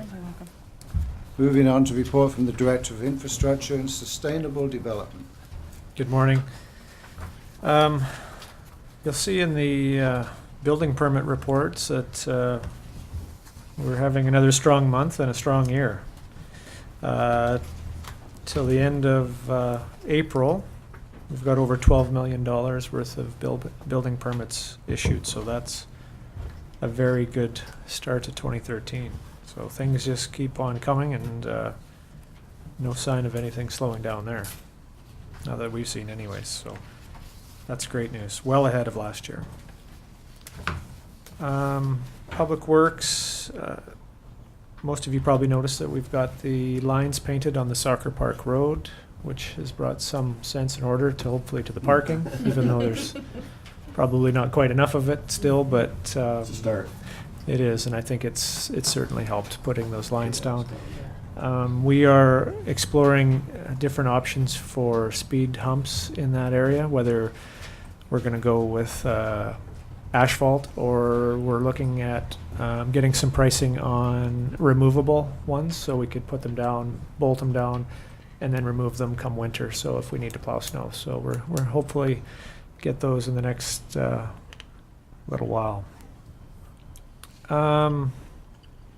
As always, this year we had the gravel removal off lots for the seniors and the disabled. We solicited groups, nonprofit groups that were fundraising to remove gravel off of those lots, spring gravels. I think this year we had approximately 77 residents sign up for that, so I think that was up over years previous. So, and I think they're just about all completed at last report, so that was good.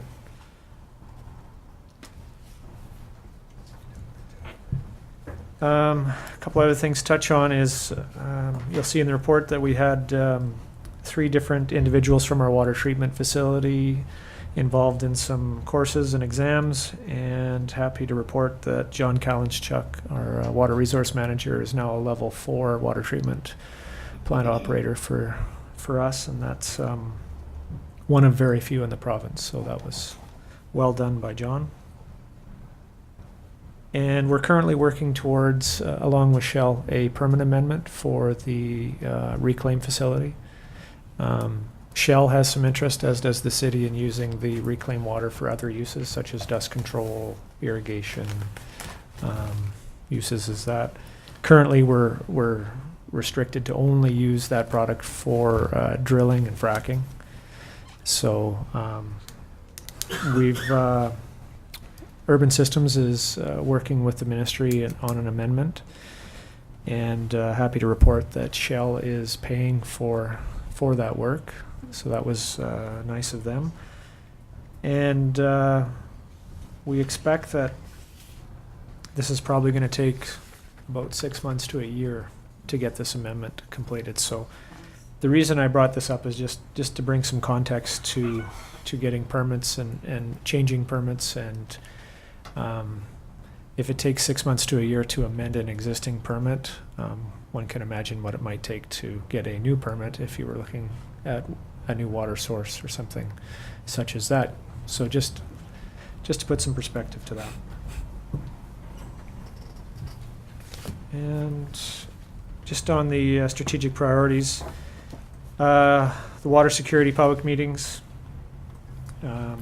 still planning on having a report to council at the next meeting. We should have all the results of the surveys in, and Jim and I will be bringing something forward on the 10th unless something changes. So forward for that. Transportation plan, it's moving forward, as Melanie reported out during one of the delegations. We've got a few things on the go there. And the sewer system trunk line. One thing I didn't bring up earlier when we were looking at bylaws, as you may have noticed, we didn't have the borrowing on there for the new trunk line at this point. We've just held off for a little bit as we're going through alignment studies with our consultant right now. We have to go across a significant portion of CN rail lands. In order to do that, we have to have design drawings completed and submitted to them, which we will not have until August, September. And until we do that, we do not have a sense of what the cost may be to cross their lands. So we want to hold off and make sure we've got all the numbers, because that's a bit of an unknown until we solidify that, and then we'll we'll look at do the borrowing once we have all that in. So just wanted to bring that up. And the subdivision servicing bylaw review, we've got a completed draft. We now have that off for legal review, and we should have that in front of council shortly. So if there's any questions. You answered my question about the speed bumps. Good. It's the Sucker Park freeway at the moment. Was it people speeding through there when it was busy and full of parked vehicles, or when? So I was playing soccer, so it was Friday evening, and I don't think the ball diamonds, like the kids weren't there, but it was definitely a thoroughfare for several cars while I was there, and I just thought, where are those speed bumps? Yep. So be happy when they arrive. Okay. So it's possible to put those sort of speed bumps in on 17th Street, where people tear into town from the north. I mean, we could have an abundance of places for those things, because the driving into town is reckless in many instances. We certainly could, and I think I've certainly pointed that at our consultants doing the transportation master plan as far as traffic calming. That area that you mentioned is one of them, and a number of those roads that are rural coming into the urban setting, that transition is where we get the majority of our complaints.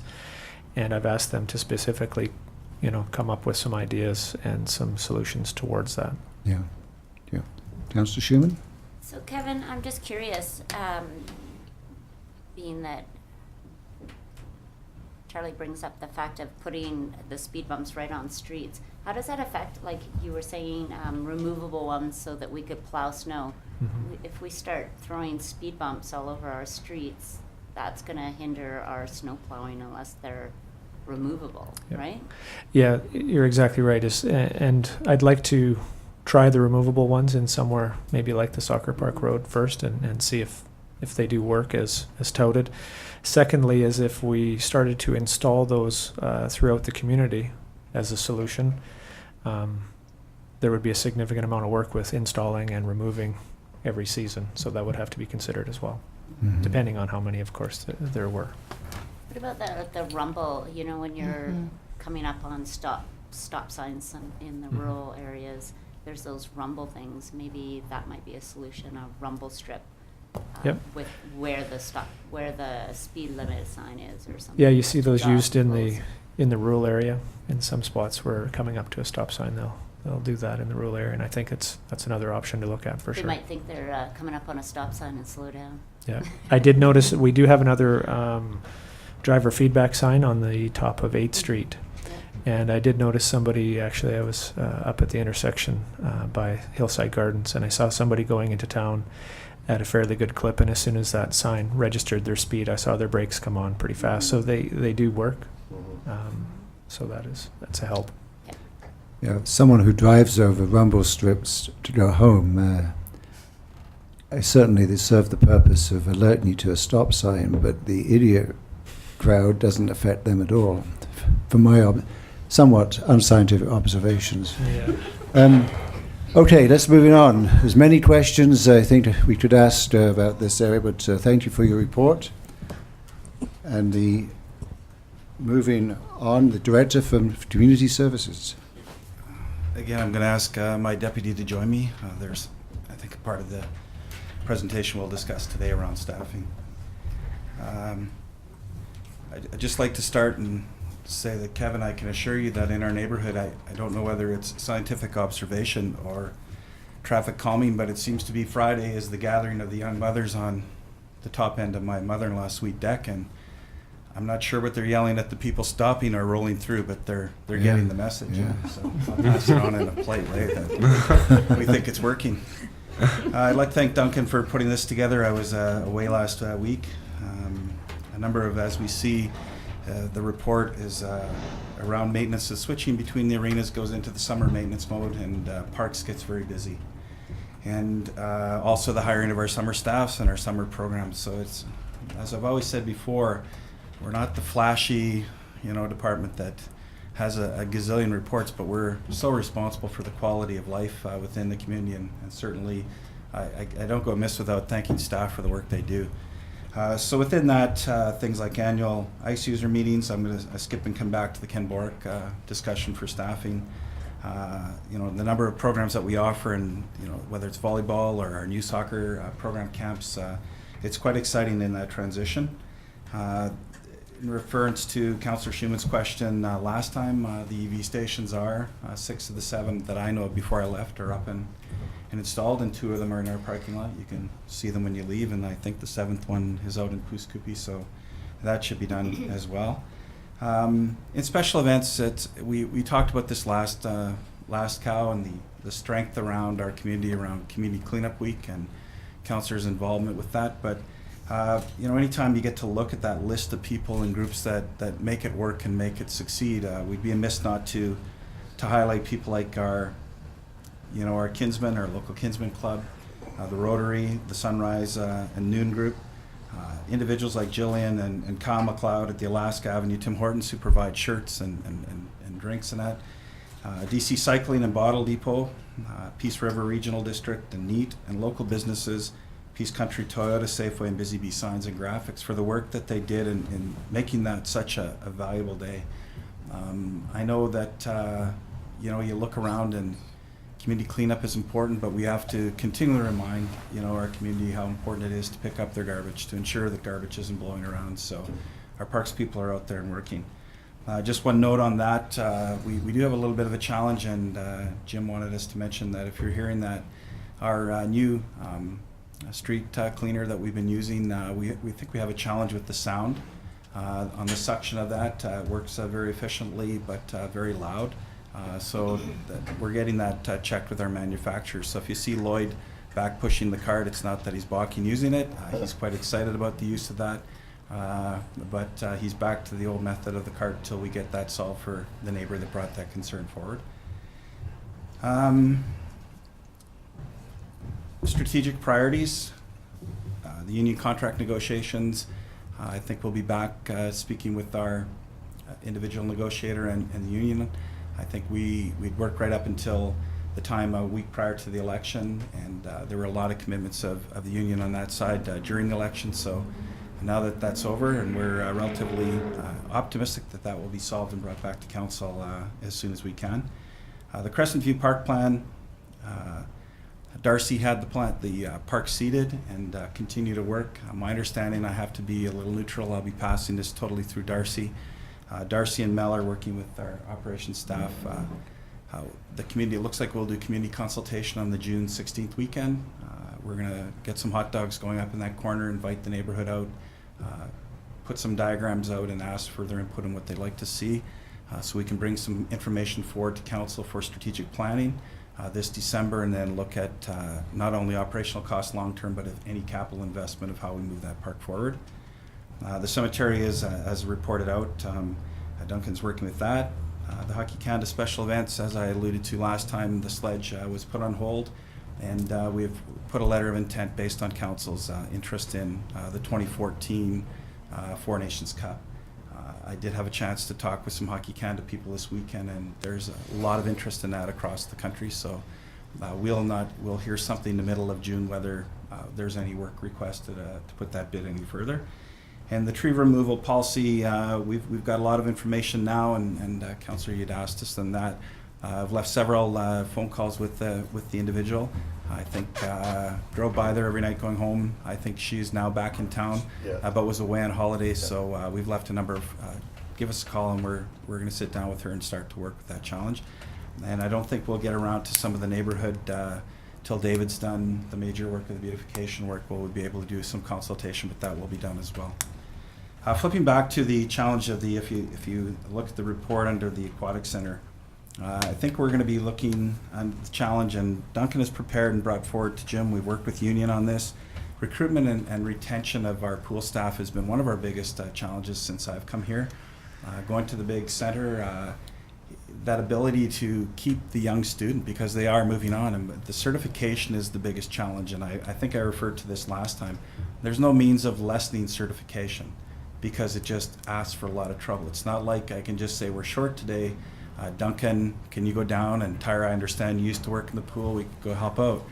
This is really quite a challenge legally if we don't have certified staff. So recognizing that when we have those deficiencies and challenges, instead of expanding, we're looking at a little, less hours this summer, unless we can able to fill those spots. So we're going on notice right now that we're saying until we get to that capacity, we're going to have to cut back a little bit. And what I'd ask Duncan, if there's questions around that, to specifically look how we're trying to work with union on a whole new recruitment policy around staffing. So if there's questions, Duncan can address that. Certainly we'll be, now that we've got this written up, we'll provide this to council. If there's any input they'd like to have, please let through Jim know that there's interest. But I don't know if you wanted to, do you want us to speak to that a little bit today? I think it's important that people in our community know, and if it's a good way for us to get the message out to people in our community interested, I'd ask Doc to allude on that, please. Sure.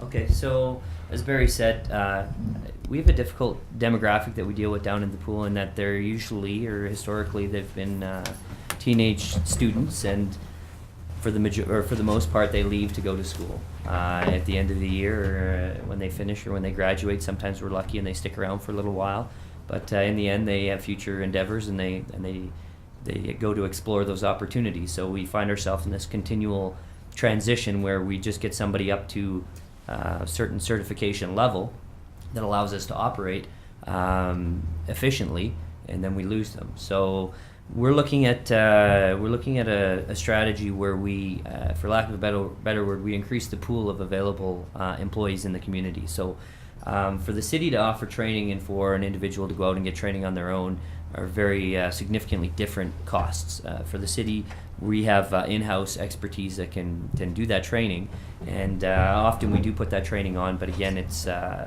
for us to pay for someone such as Melina or Veronica, who are key instructors in our facility. It's a lot less than for somebody to go to Vancouver or Prince George or even Fort St. John. So we're looking at offering a series of training, and we're actually looking at advertising this as a free training opportunity to people in the community. So we are going to pay our staff time to train individuals through the various levels to get them to certification where we can use them in the facility.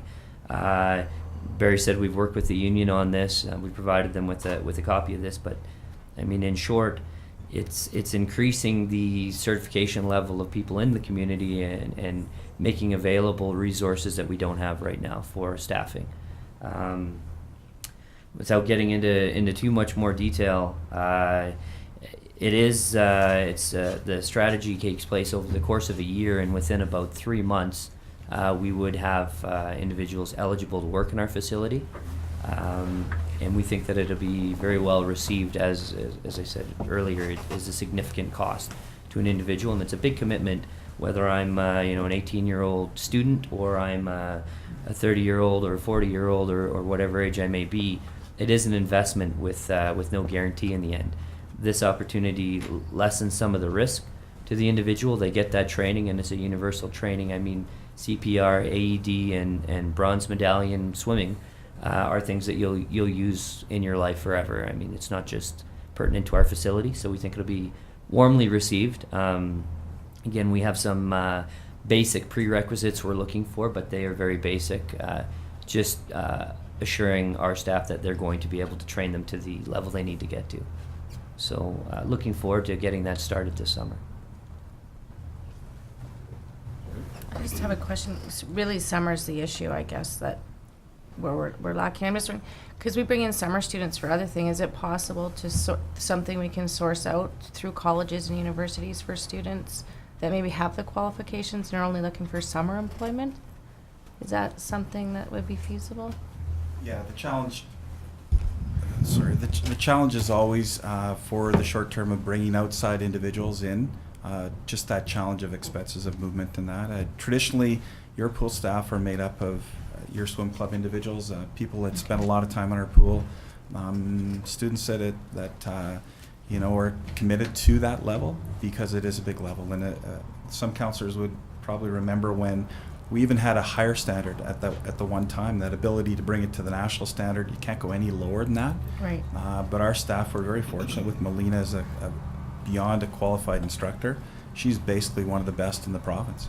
And that ability we just looked at, instead of sending people away in the cost, let's use what we have.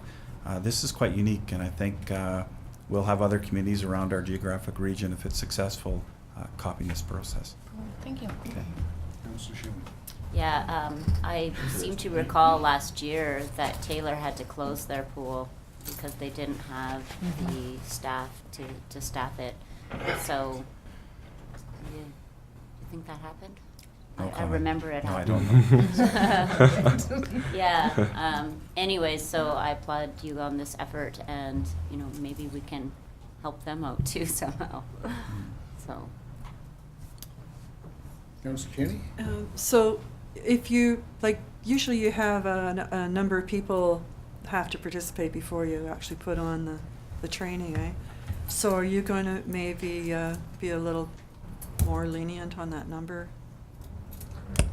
So I just recall someone having to go, I know of someone that was going through some training, and they had to go to Grand Prairie, and then they had to go to Chetwynd, and they got it, but it was quite an ordeal. And it was because of the numbers. Every time they went to go, the numbers weren't there to do the training. So through this one, and I'm thinking it's maybe a little different in that this one would be a free course. So we're hoping that we could take up to 20 people, whereas maybe the one that you're thinking of was a paid course, and it is a significant investment to an individual, and you do get a lot of people who back out. So in this course, we hope to pre-qualify up to 15 to 20 applicants who are interested in it and carry them right through the process. Free as in saying your instructor's free. There would be no fee for them to participate in the training. Oh, no fee to participate? Yeah. Oh, I think you should have a little fee. No, just to show up. Yeah. Sometimes when it's free, then they don't show up. Yeah, and I mean there are some prerequisites in here that they do need to meet that show that commitment level of the individual. There's also some follow through as they move through the course. I mean, if an individual doesn't pass a particular stepping stone, they'll be on their own to reacquire that before the next level begins. So there are some prerequisites to ensure that there is commitment from the individuals participating. That's great. Okay, Trying to well, be creative. Yep. thank you. Good luck with that. Yes, you need something else? Yes, go Yeah, ahead. it's a separate issue. Yeah, okay. Okay, if you're done. I just wanted to announce, I would probably asked to go through Jim, but he's away.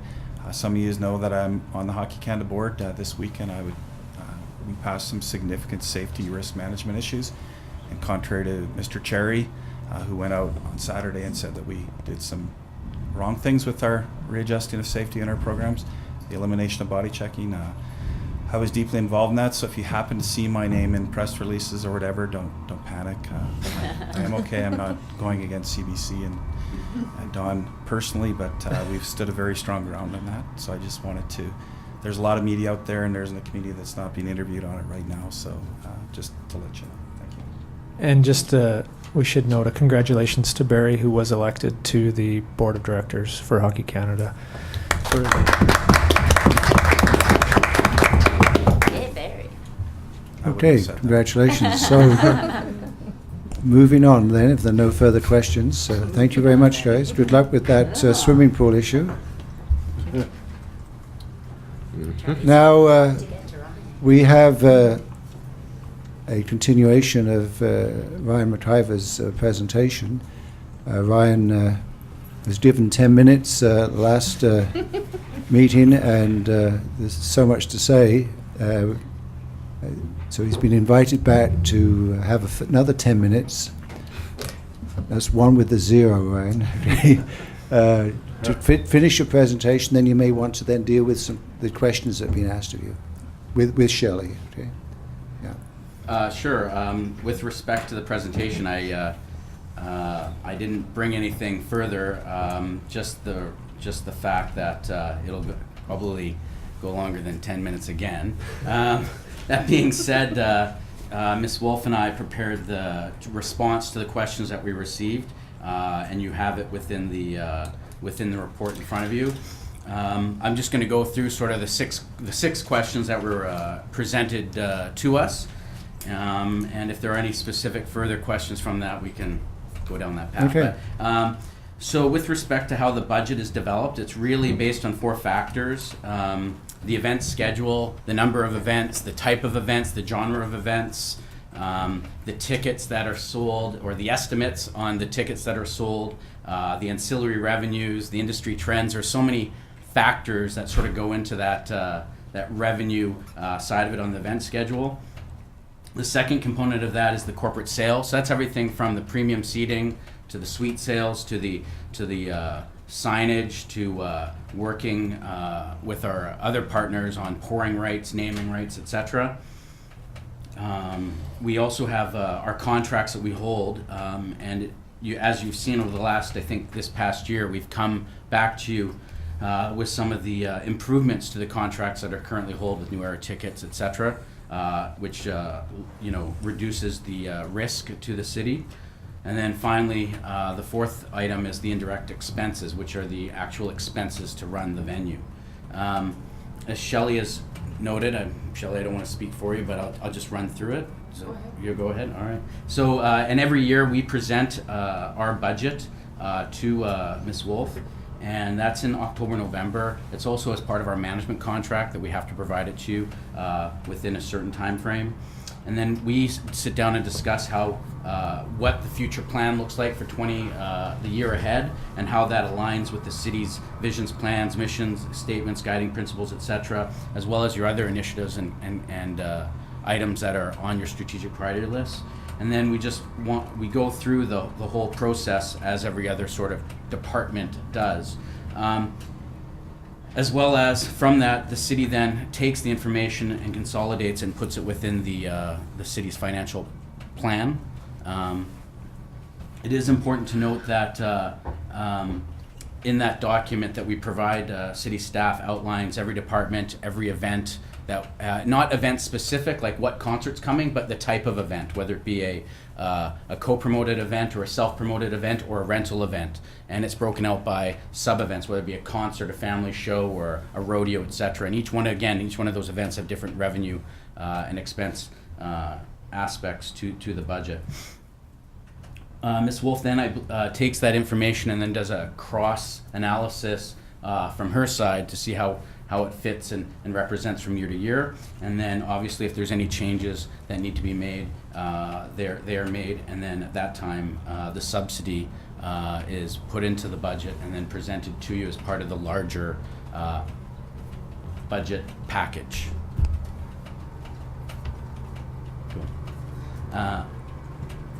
That isn't done at a separate occasion? Sorry, what's done? The subsidy, isn't that handled by a separate resolution? Or is it just part of the budget, total budget package? Yeah, through you, your worship. No, actually, it's just basically like Mr. MacGyver stated, it's part of the process. It's one budget line and it's one subsidy to one facility. Mm-hmm. Council has the option to look at it closer if they so choose, but that would have to be done early in the process. But it's just a cost center, like other cost centers of city services. It's bigger, it's more complex, it's got a management agreement in it, so it takes a little more effort at the start, but at the end, the information that's presented to council has basically been submitted by the general manager, gone through all the rigors of the finance department, and then presented to council. So. Okay. The question 2 was, what does the Global Spectrum Management fee buy you? So with that, it's a full service management contract, and with that there are many aspects that come with that. We have the additional help and support from the other venues across North America or the world, but specifically from corporate, we are provided human resources, legal, financial, risk management, sales, marketing, operations, engineering, ticketing, box office, the whole 9 yards from the corporate, but also every other building, the network that we provide. Specifically, what corporate has done is also hired a vice president of booking, Brock Jones, and that's a new addition this past year to the company at the corporate level, and his task is to help book and assist the venues, specifically each venue, but also as clusters as well. Also, as I provided for you, is a sort of a breakout of sort of a value. What does the management fee buy you? So the corporate has provided a sort of a dollar figure to you to give you an idea of what the management fee buys you, and it's listed there for you. Can I interject a question? You put, for instance, 75,000 is what you estimate to be the value of the global spectrum services for marketing and promotions. How does that interface with the role that Brent Hodson plays in your organization? So every venue has a local marketing staff member or department, and corporate has a very robust marketing department because they have other contracts. Corporate holds other contracts at the corporate level, whether it be helping assist market the Wells Fargo Center, the Philadelphia Flyers, or some of the other larger venues within the Philadelphia market. And so that department, the marketing department at Global Corporate, then provides opportunities back to the local level. As part of the net marketing network, the corporate provides marketing oversight. There's a regional director of marketing based out of the Comcast Arena in Everett, and then we have another director out of London, Ontario, and then we have Bob Schwartz, who's the vice president of marketing, and they all provide a collaborative effort to Brent as a support system of providing information, share the other event marketing plans, industry trends and opportunities that may exist as part of that broader network across the 100+ venues directly to Brent.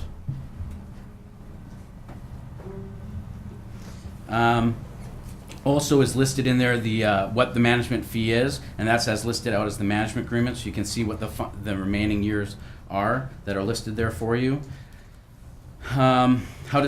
So your question 3 was, how does council approve the budget for the Canada Event Center and the level of subsidy?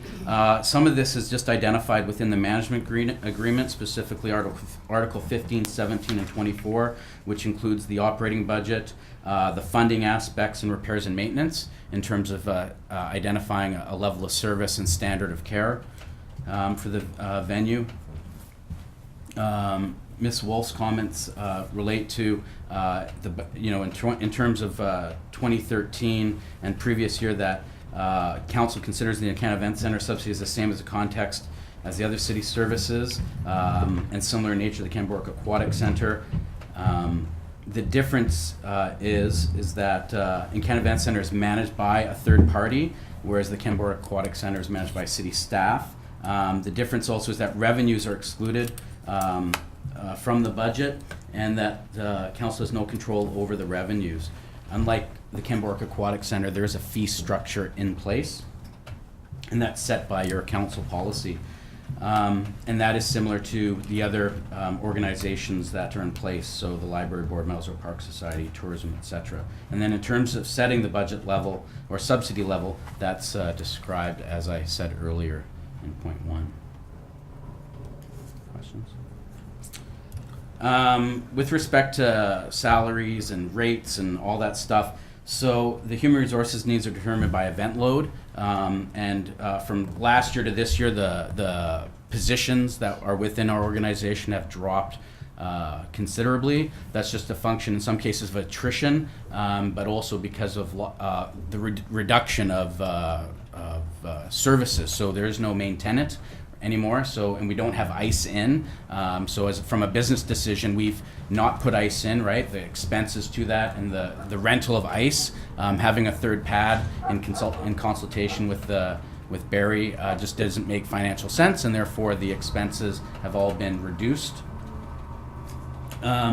We do have, currently we employ 11 full-time staff and 6 permanent part-time, and during events we have over 150 part-time casual or event staff. Our hourly wages for part-time staff or casual staff start at minimum wage, and then depending on their commitment, but also their education, the experience, and the training that is provided to them, and some of the standards or benchmarks that we put in place, there is an increase there, and we do have a wage policy set set in place. Question, Ryan, is that policy the Encana Event Centre, or is it something that's managed or given to you from the point of view of parameters by your parent organization? No, it's local. Yeah. How do you see the Encana Event Center operating with a smaller subsidy? So it's our business to manage the city's asset and the budget at the lowest operating subsidy as possible. There are many factors that result in the subsidy, right? The number of events, et cetera. But it's also, in terms of, there are many items that are also outside the management agreement that's out of our control. And some of the strategies that can be used to really, lower the subsidy is either increase revenues or decrease expenses. And there's multiple ways of doing that. I can assure you that from both the revenue and expense side that we look at all avenues to manage and to drive that bottom line on your behalf. Contract ends with Global in, as per 6.1, is December 31st, 2017. Giving, just like other agreements with other clients that we hold, we would like to obviously extend the contract with the City of Dawson Creek, and we sort of see that in mid-2016, if not sooner. With respect to the last question, which was Ryan, on that point, is there a notice period if the city chooses not to, or is considering not to? I'd have to get specific to it, but I think it might be 90 days. Yeah, okay. Yeah. Perhaps you can get back on it. I'll get back to it. And how are the expenditures monitored by the city? These are specifically outlined in the management contract, Articles 18, 19, and 23. But specifically, we provide our complete financial statements to the City of Dawson Creek by the 20th of the following month. And the accounting review is done by the finance department, and a review of all the bank reconciliations, accounts receivables, payables, and actual budget variances. And then once it's all done, the city provides the information back to council and makes the adjustments. We also provide, starting in February, March, just depends on the month, but this year it was in March, we provide a rolling forecast from our budget we forecast out to the end of the year of where we think we're going to come out, so you are well aware of sort of the financial performance, so there are no surprises at the end of the year in terms of that. As well as we also provide an annual audited financial statements to the City of Dawson Creek, which is done by an independent auditor. Also, our corporate auditors will come in and do a check on our accounting practices locally and our segregation of duties and some of the checks and balances that are in place. And Pat Condon has been up once, and we expect her to show up soon, as she does her annual, or not annual, but her check-in on the venues. Any questions for Ryan? My sense from looking at your budgets over the number of years is it's a very difficult thing to, I just want your reaction to my understanding. It's a pretty difficult task to do a budget for the place like the event centre because you don't know the acts necessarily for the year. I mean, you don't know them from the point of view of a year ahead. There's opportunities come along, decisions have to be made, and essentially you just don't know the opportunities that are going to present themselves in a year when you're doing a preliminary budget. And that essentially it seems to me that you're very, very cognizant of the bottom line, and you make adjustments as the year progresses, because based upon what's happening. But you do a good job of making sure that the bottom line, from the point of view of the subsidy, is not overexpended, and it's quite the juggling game you have to do. Is that a fair statement? That it is a bit lots of balls I in would the say air. it is. I would say sure it is a fair statement because everything that we do is driven by the revenue, right? Yeah. So it's not like we're given. We start with the subsidy and we work backwards, right? We start with the revenues and how many events we look at, and it would be fair to say that we have an idea what's coming a year ahead, sometimes 2, if not 3 Oh, you years do? ahead. Okay. Sometimes, but those dates fluctuate so fast, and for example. The most recent event that we announced, which was the Gigantor Tour with Megadeth, we literally turned that around in 24 hours. From the chance that we had the opportunity to do it to putting it on sale was 24 hours. And so sometimes the opportunities that present themselves have to be taken right away, and some we can manage further down. I would like to say that it is our responsibility to manage your bottom line, but more importantly, to drive that bottom line. It is our job to drive the events. It is your vision to make the Can Events Center in Dawson Creek the events capital of the peace, and that's why you've hired us, to drive those revenues, to maximize the events, to drive those revenues, and to manage that bottom line. Hey. Duncan. Is there an actual, you say vision, I'm just wondering how the vision of the center as prescribed by the corporation is structured. I don't know. You say it's the vision to be the, events capital of the peace, right? Is that actually written anywhere? I'm just curious. Yes, it is. I've seen it. 2000 and I'm not sure, several years ago, the community went through the visioning process and identified it as that, and as part of every year since, it's been sort of affirmed through the process that we go through. Right on. That's a good vision. Yeah. Yes. Yeah, just one comment to that also is the business plan that was brought forward last year before council has a lot of information on the vision and how it aligns with the city's mission and vision and guiding principles. And the other thing from this report, after you go into answering the questions, I think it's a really good opportunity. A question from council comes before the public, and it really explains the complexity of the entertainment industry and the fact that we have a contractor that has the systems and the depth and the knowledge of that entertainment environment that is provided to the local team that basically runs the facility. So it's just a really good opportunity to bring the complexities forward to say, this isn't, a very simple business model. It's very complex, and the team that we have is really exceptional. So. But Ryan likes to work in that environment. Yeah, high energy. Yes. Yeah. Thank you, Ryan, and Living your on the team edge. very much. Thank you. Thank you. Now we have a presentation for April and Samantha, Tourism Dawson Creek. Pardon me, sorry? Cindy keeps sending emails. Does she? Just when I was sending it to- Cindy, leave us alone. I must say, maybe I shouldn't say this, but I'm just so delighted that Samantha's joined the Mile Zero Park Society.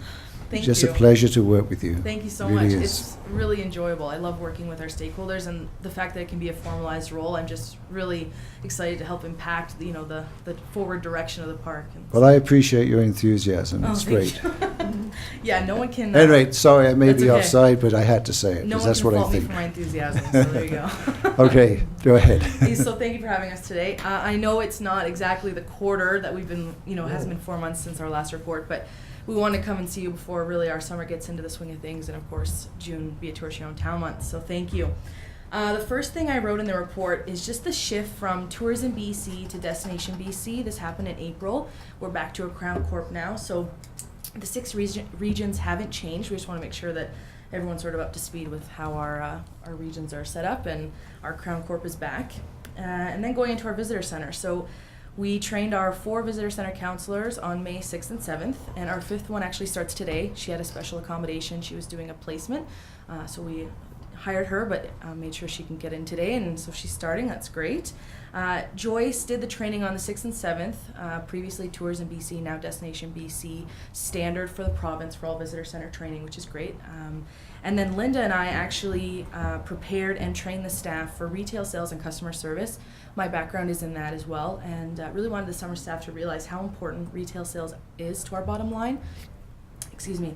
The more we sell at our visitor center, more opportunities we can have for Tourism Dawson Creek to be marketed, advertising, and of course other programs with our stakeholders, such as co-op advertising opportunities. So within the retail, we actually had to upgrade our point of sale system. It was quite old, but that helps us with our efficiencies and processing, and of course our customer service.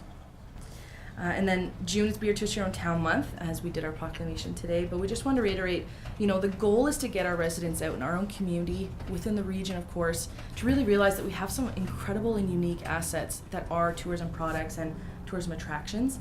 But it's the whole staycation concept is you don't have to go far away to really have a vacation. You can have it in your own backyard. So we really want to assist our residents in planning, and if they do have a long distance vacation, we can help with that as well. So Alaska Highway House, we're now operating 7 days a week, 9 to 5. We've actually been pretty busy with school groups. They've been coming in doing projects about Dawson Creek, so we've been helping them sort of realizing the impact of the Army and through the Alaska Highway House exhibits and interpretation as well. So we've been helping with that. And then we go into travel trades. So our summer's here. We had our first bus on May 23rd. And it wasn't full, but the visitors were all newbies. So we got to really showcase what Dawson Creek was about. We actually took them on a tour of the 2 museums, the visitor center, and then we brought them over to the art gallery as well. Brought them down for the photo, and it was great. So it was a great opportunity. We have lots of buses coming back for our Step On Welcome, where we bring them a little gift and welcome them on the bus, and then we bring them into the visitor center. The one change we did with travel trade this year is we actually trained our summer staff to be able to understand why this is so important to our community and how it is unique to the north. And if we ever, needed someone to sort of fill in that spot, that all our visitor center counselors are trained to take that role if we need them. And then our second phase to travel trade is our caravans, so our Highway Howdy program. Most all caravans book 2 to 3 years in advance, so we know the numbers that are coming in. But we do get those last minute ones that are haven't really pre-planned or they don't know about the program, and so our opportunity is to really garner those relationships and get those caravan presentations going.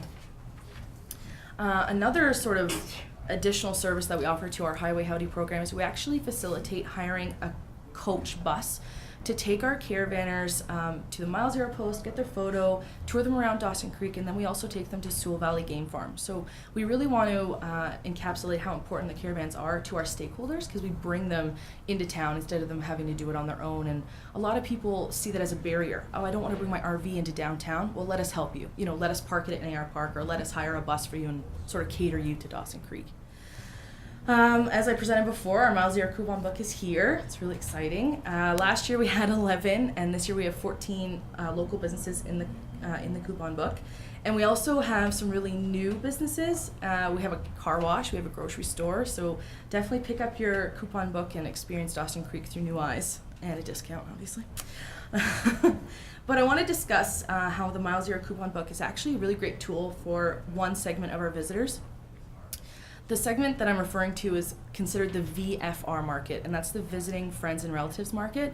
These are people that come to the Dawson Creek area to visit friends and family, but they're looking to experience what Dawson Creek is through either heritage or cultural interpretation. So they may have family members that helped build the highway. They might have family members that ran a farm out in Rolla in the 30s.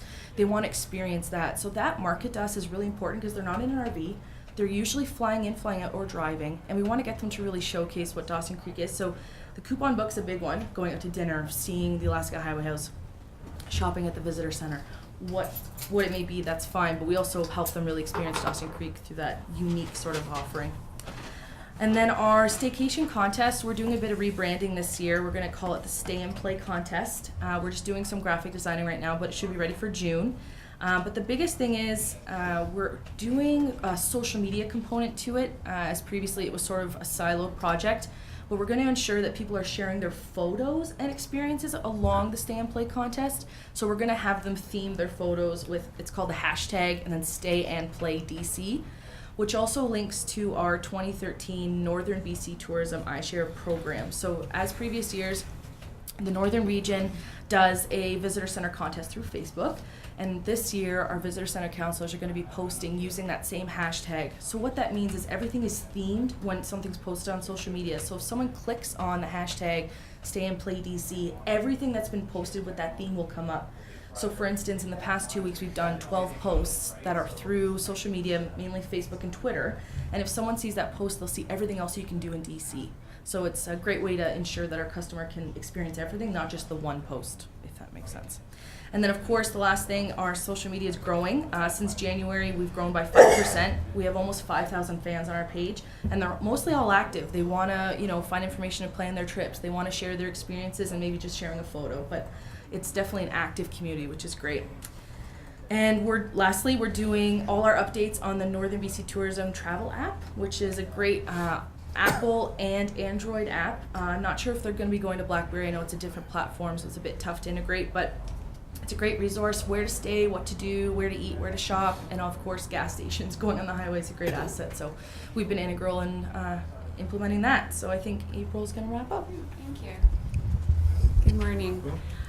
Thanks very much, Samantha, and I'd first like to acknowledge Samantha and Joyce and Linda for all their hard work getting us ready for the visitor season. There's been lots of things to do. And also, I have to say, you'll really notice the renovations, I'm sure, when you come up to the counselor exchange program. And I have to also say that it's when we talk about the Be a Tourist in Your Own Town month to other communities and also tourism organizations, they're always quite surprised and about counselors coming to actually help us out at the visitor center. So we have to commend you for that. It's quite unique. No other community does it. And we want to also just thank Tourism Dawson Creek for their ongoing support with the National Historic Site Project. Both Bud and I have just come back from a whirlwind tour in the Yukon, and I carried on to Ottawa, meeting with Senator Lang and Neufeld and Nancy Green-Rain, as well as meetings with Parks Canada to continue our work and regarding the nomination, and also the workshop report from the Community Heritage Values Workshop that was conducted a couple of months ago is going to be released this week, and we really are extremely pleased with the participation and contribution from Dawson Creek. It was excellent. So we have it's solid information, foundational for future planning and for the project. And lastly, I just often Tourism Dawson Creek always is there to help with provincial projects. And last year at this time, we were working with Northern BC Tourism to bring several travel writers down the Alaska Highway from Whitehorse. We flew to Whitehorse and carried down the highway in RVs for a portion of the trip. But and we ended up in Dawson, and Tourism Dawson Creek hosted us we went out to Rolla and went over to Poose and also went to the different attractions around the community. But the articles, there were several articles that have come from this press trip, which is really quite good, and certainly it demonstrates that our work was worthwhile. So they are out, and I think we can try and make an effort to email the articles to you, or the list of articles, so that you can see what's being written about the Alaska Highway and certainly Dawson Creek. So I thank you very much. Thank you. Thank you. Thank you. Question, Councillor McFadden. I'd like to hear, you have a new bus now, and you take that out to the Mile Zero Park, and if anybody wants to drive around town or take a tour, you pick them up and take them around town, is that? Unfortunately, I do not own the bus. No. That would be fun, though. Okay, no, I didn't understand Sure. what you were. We act as a third party, so the caravan companies contact me, and then I contact, usually Diversified. Mhm. We're actually in the contract process just to ensure that we are the sole third-party supplier for them. Currently, the one caravan company, it's called Adventure Caravans out of Texas, they're the only ones that really use this service. We have a great nonprofit rate with Diversified, and usually it's a 4-hour run, so I'll hop on the bus with them, but we're hoping to expand that service to all the other caravans as well. And this is a new. It's happened in the past, but I don't think it's I don't really remember been. it. I don't remember it. I don't think it's been communicated. No. You know, the service that's been offered. Well, that's good. It keeps people in town an extra day, maybe. And, Exactly. you know. And instead of them worrying about, like I said, their big Mhm. 50-foot RV coming downtown, we can just throw them on this Yeah. great bus and show them around. Good. Thank you. No problem. Okay, no further questions? Well, thank you very much, both you. of you. Thank you.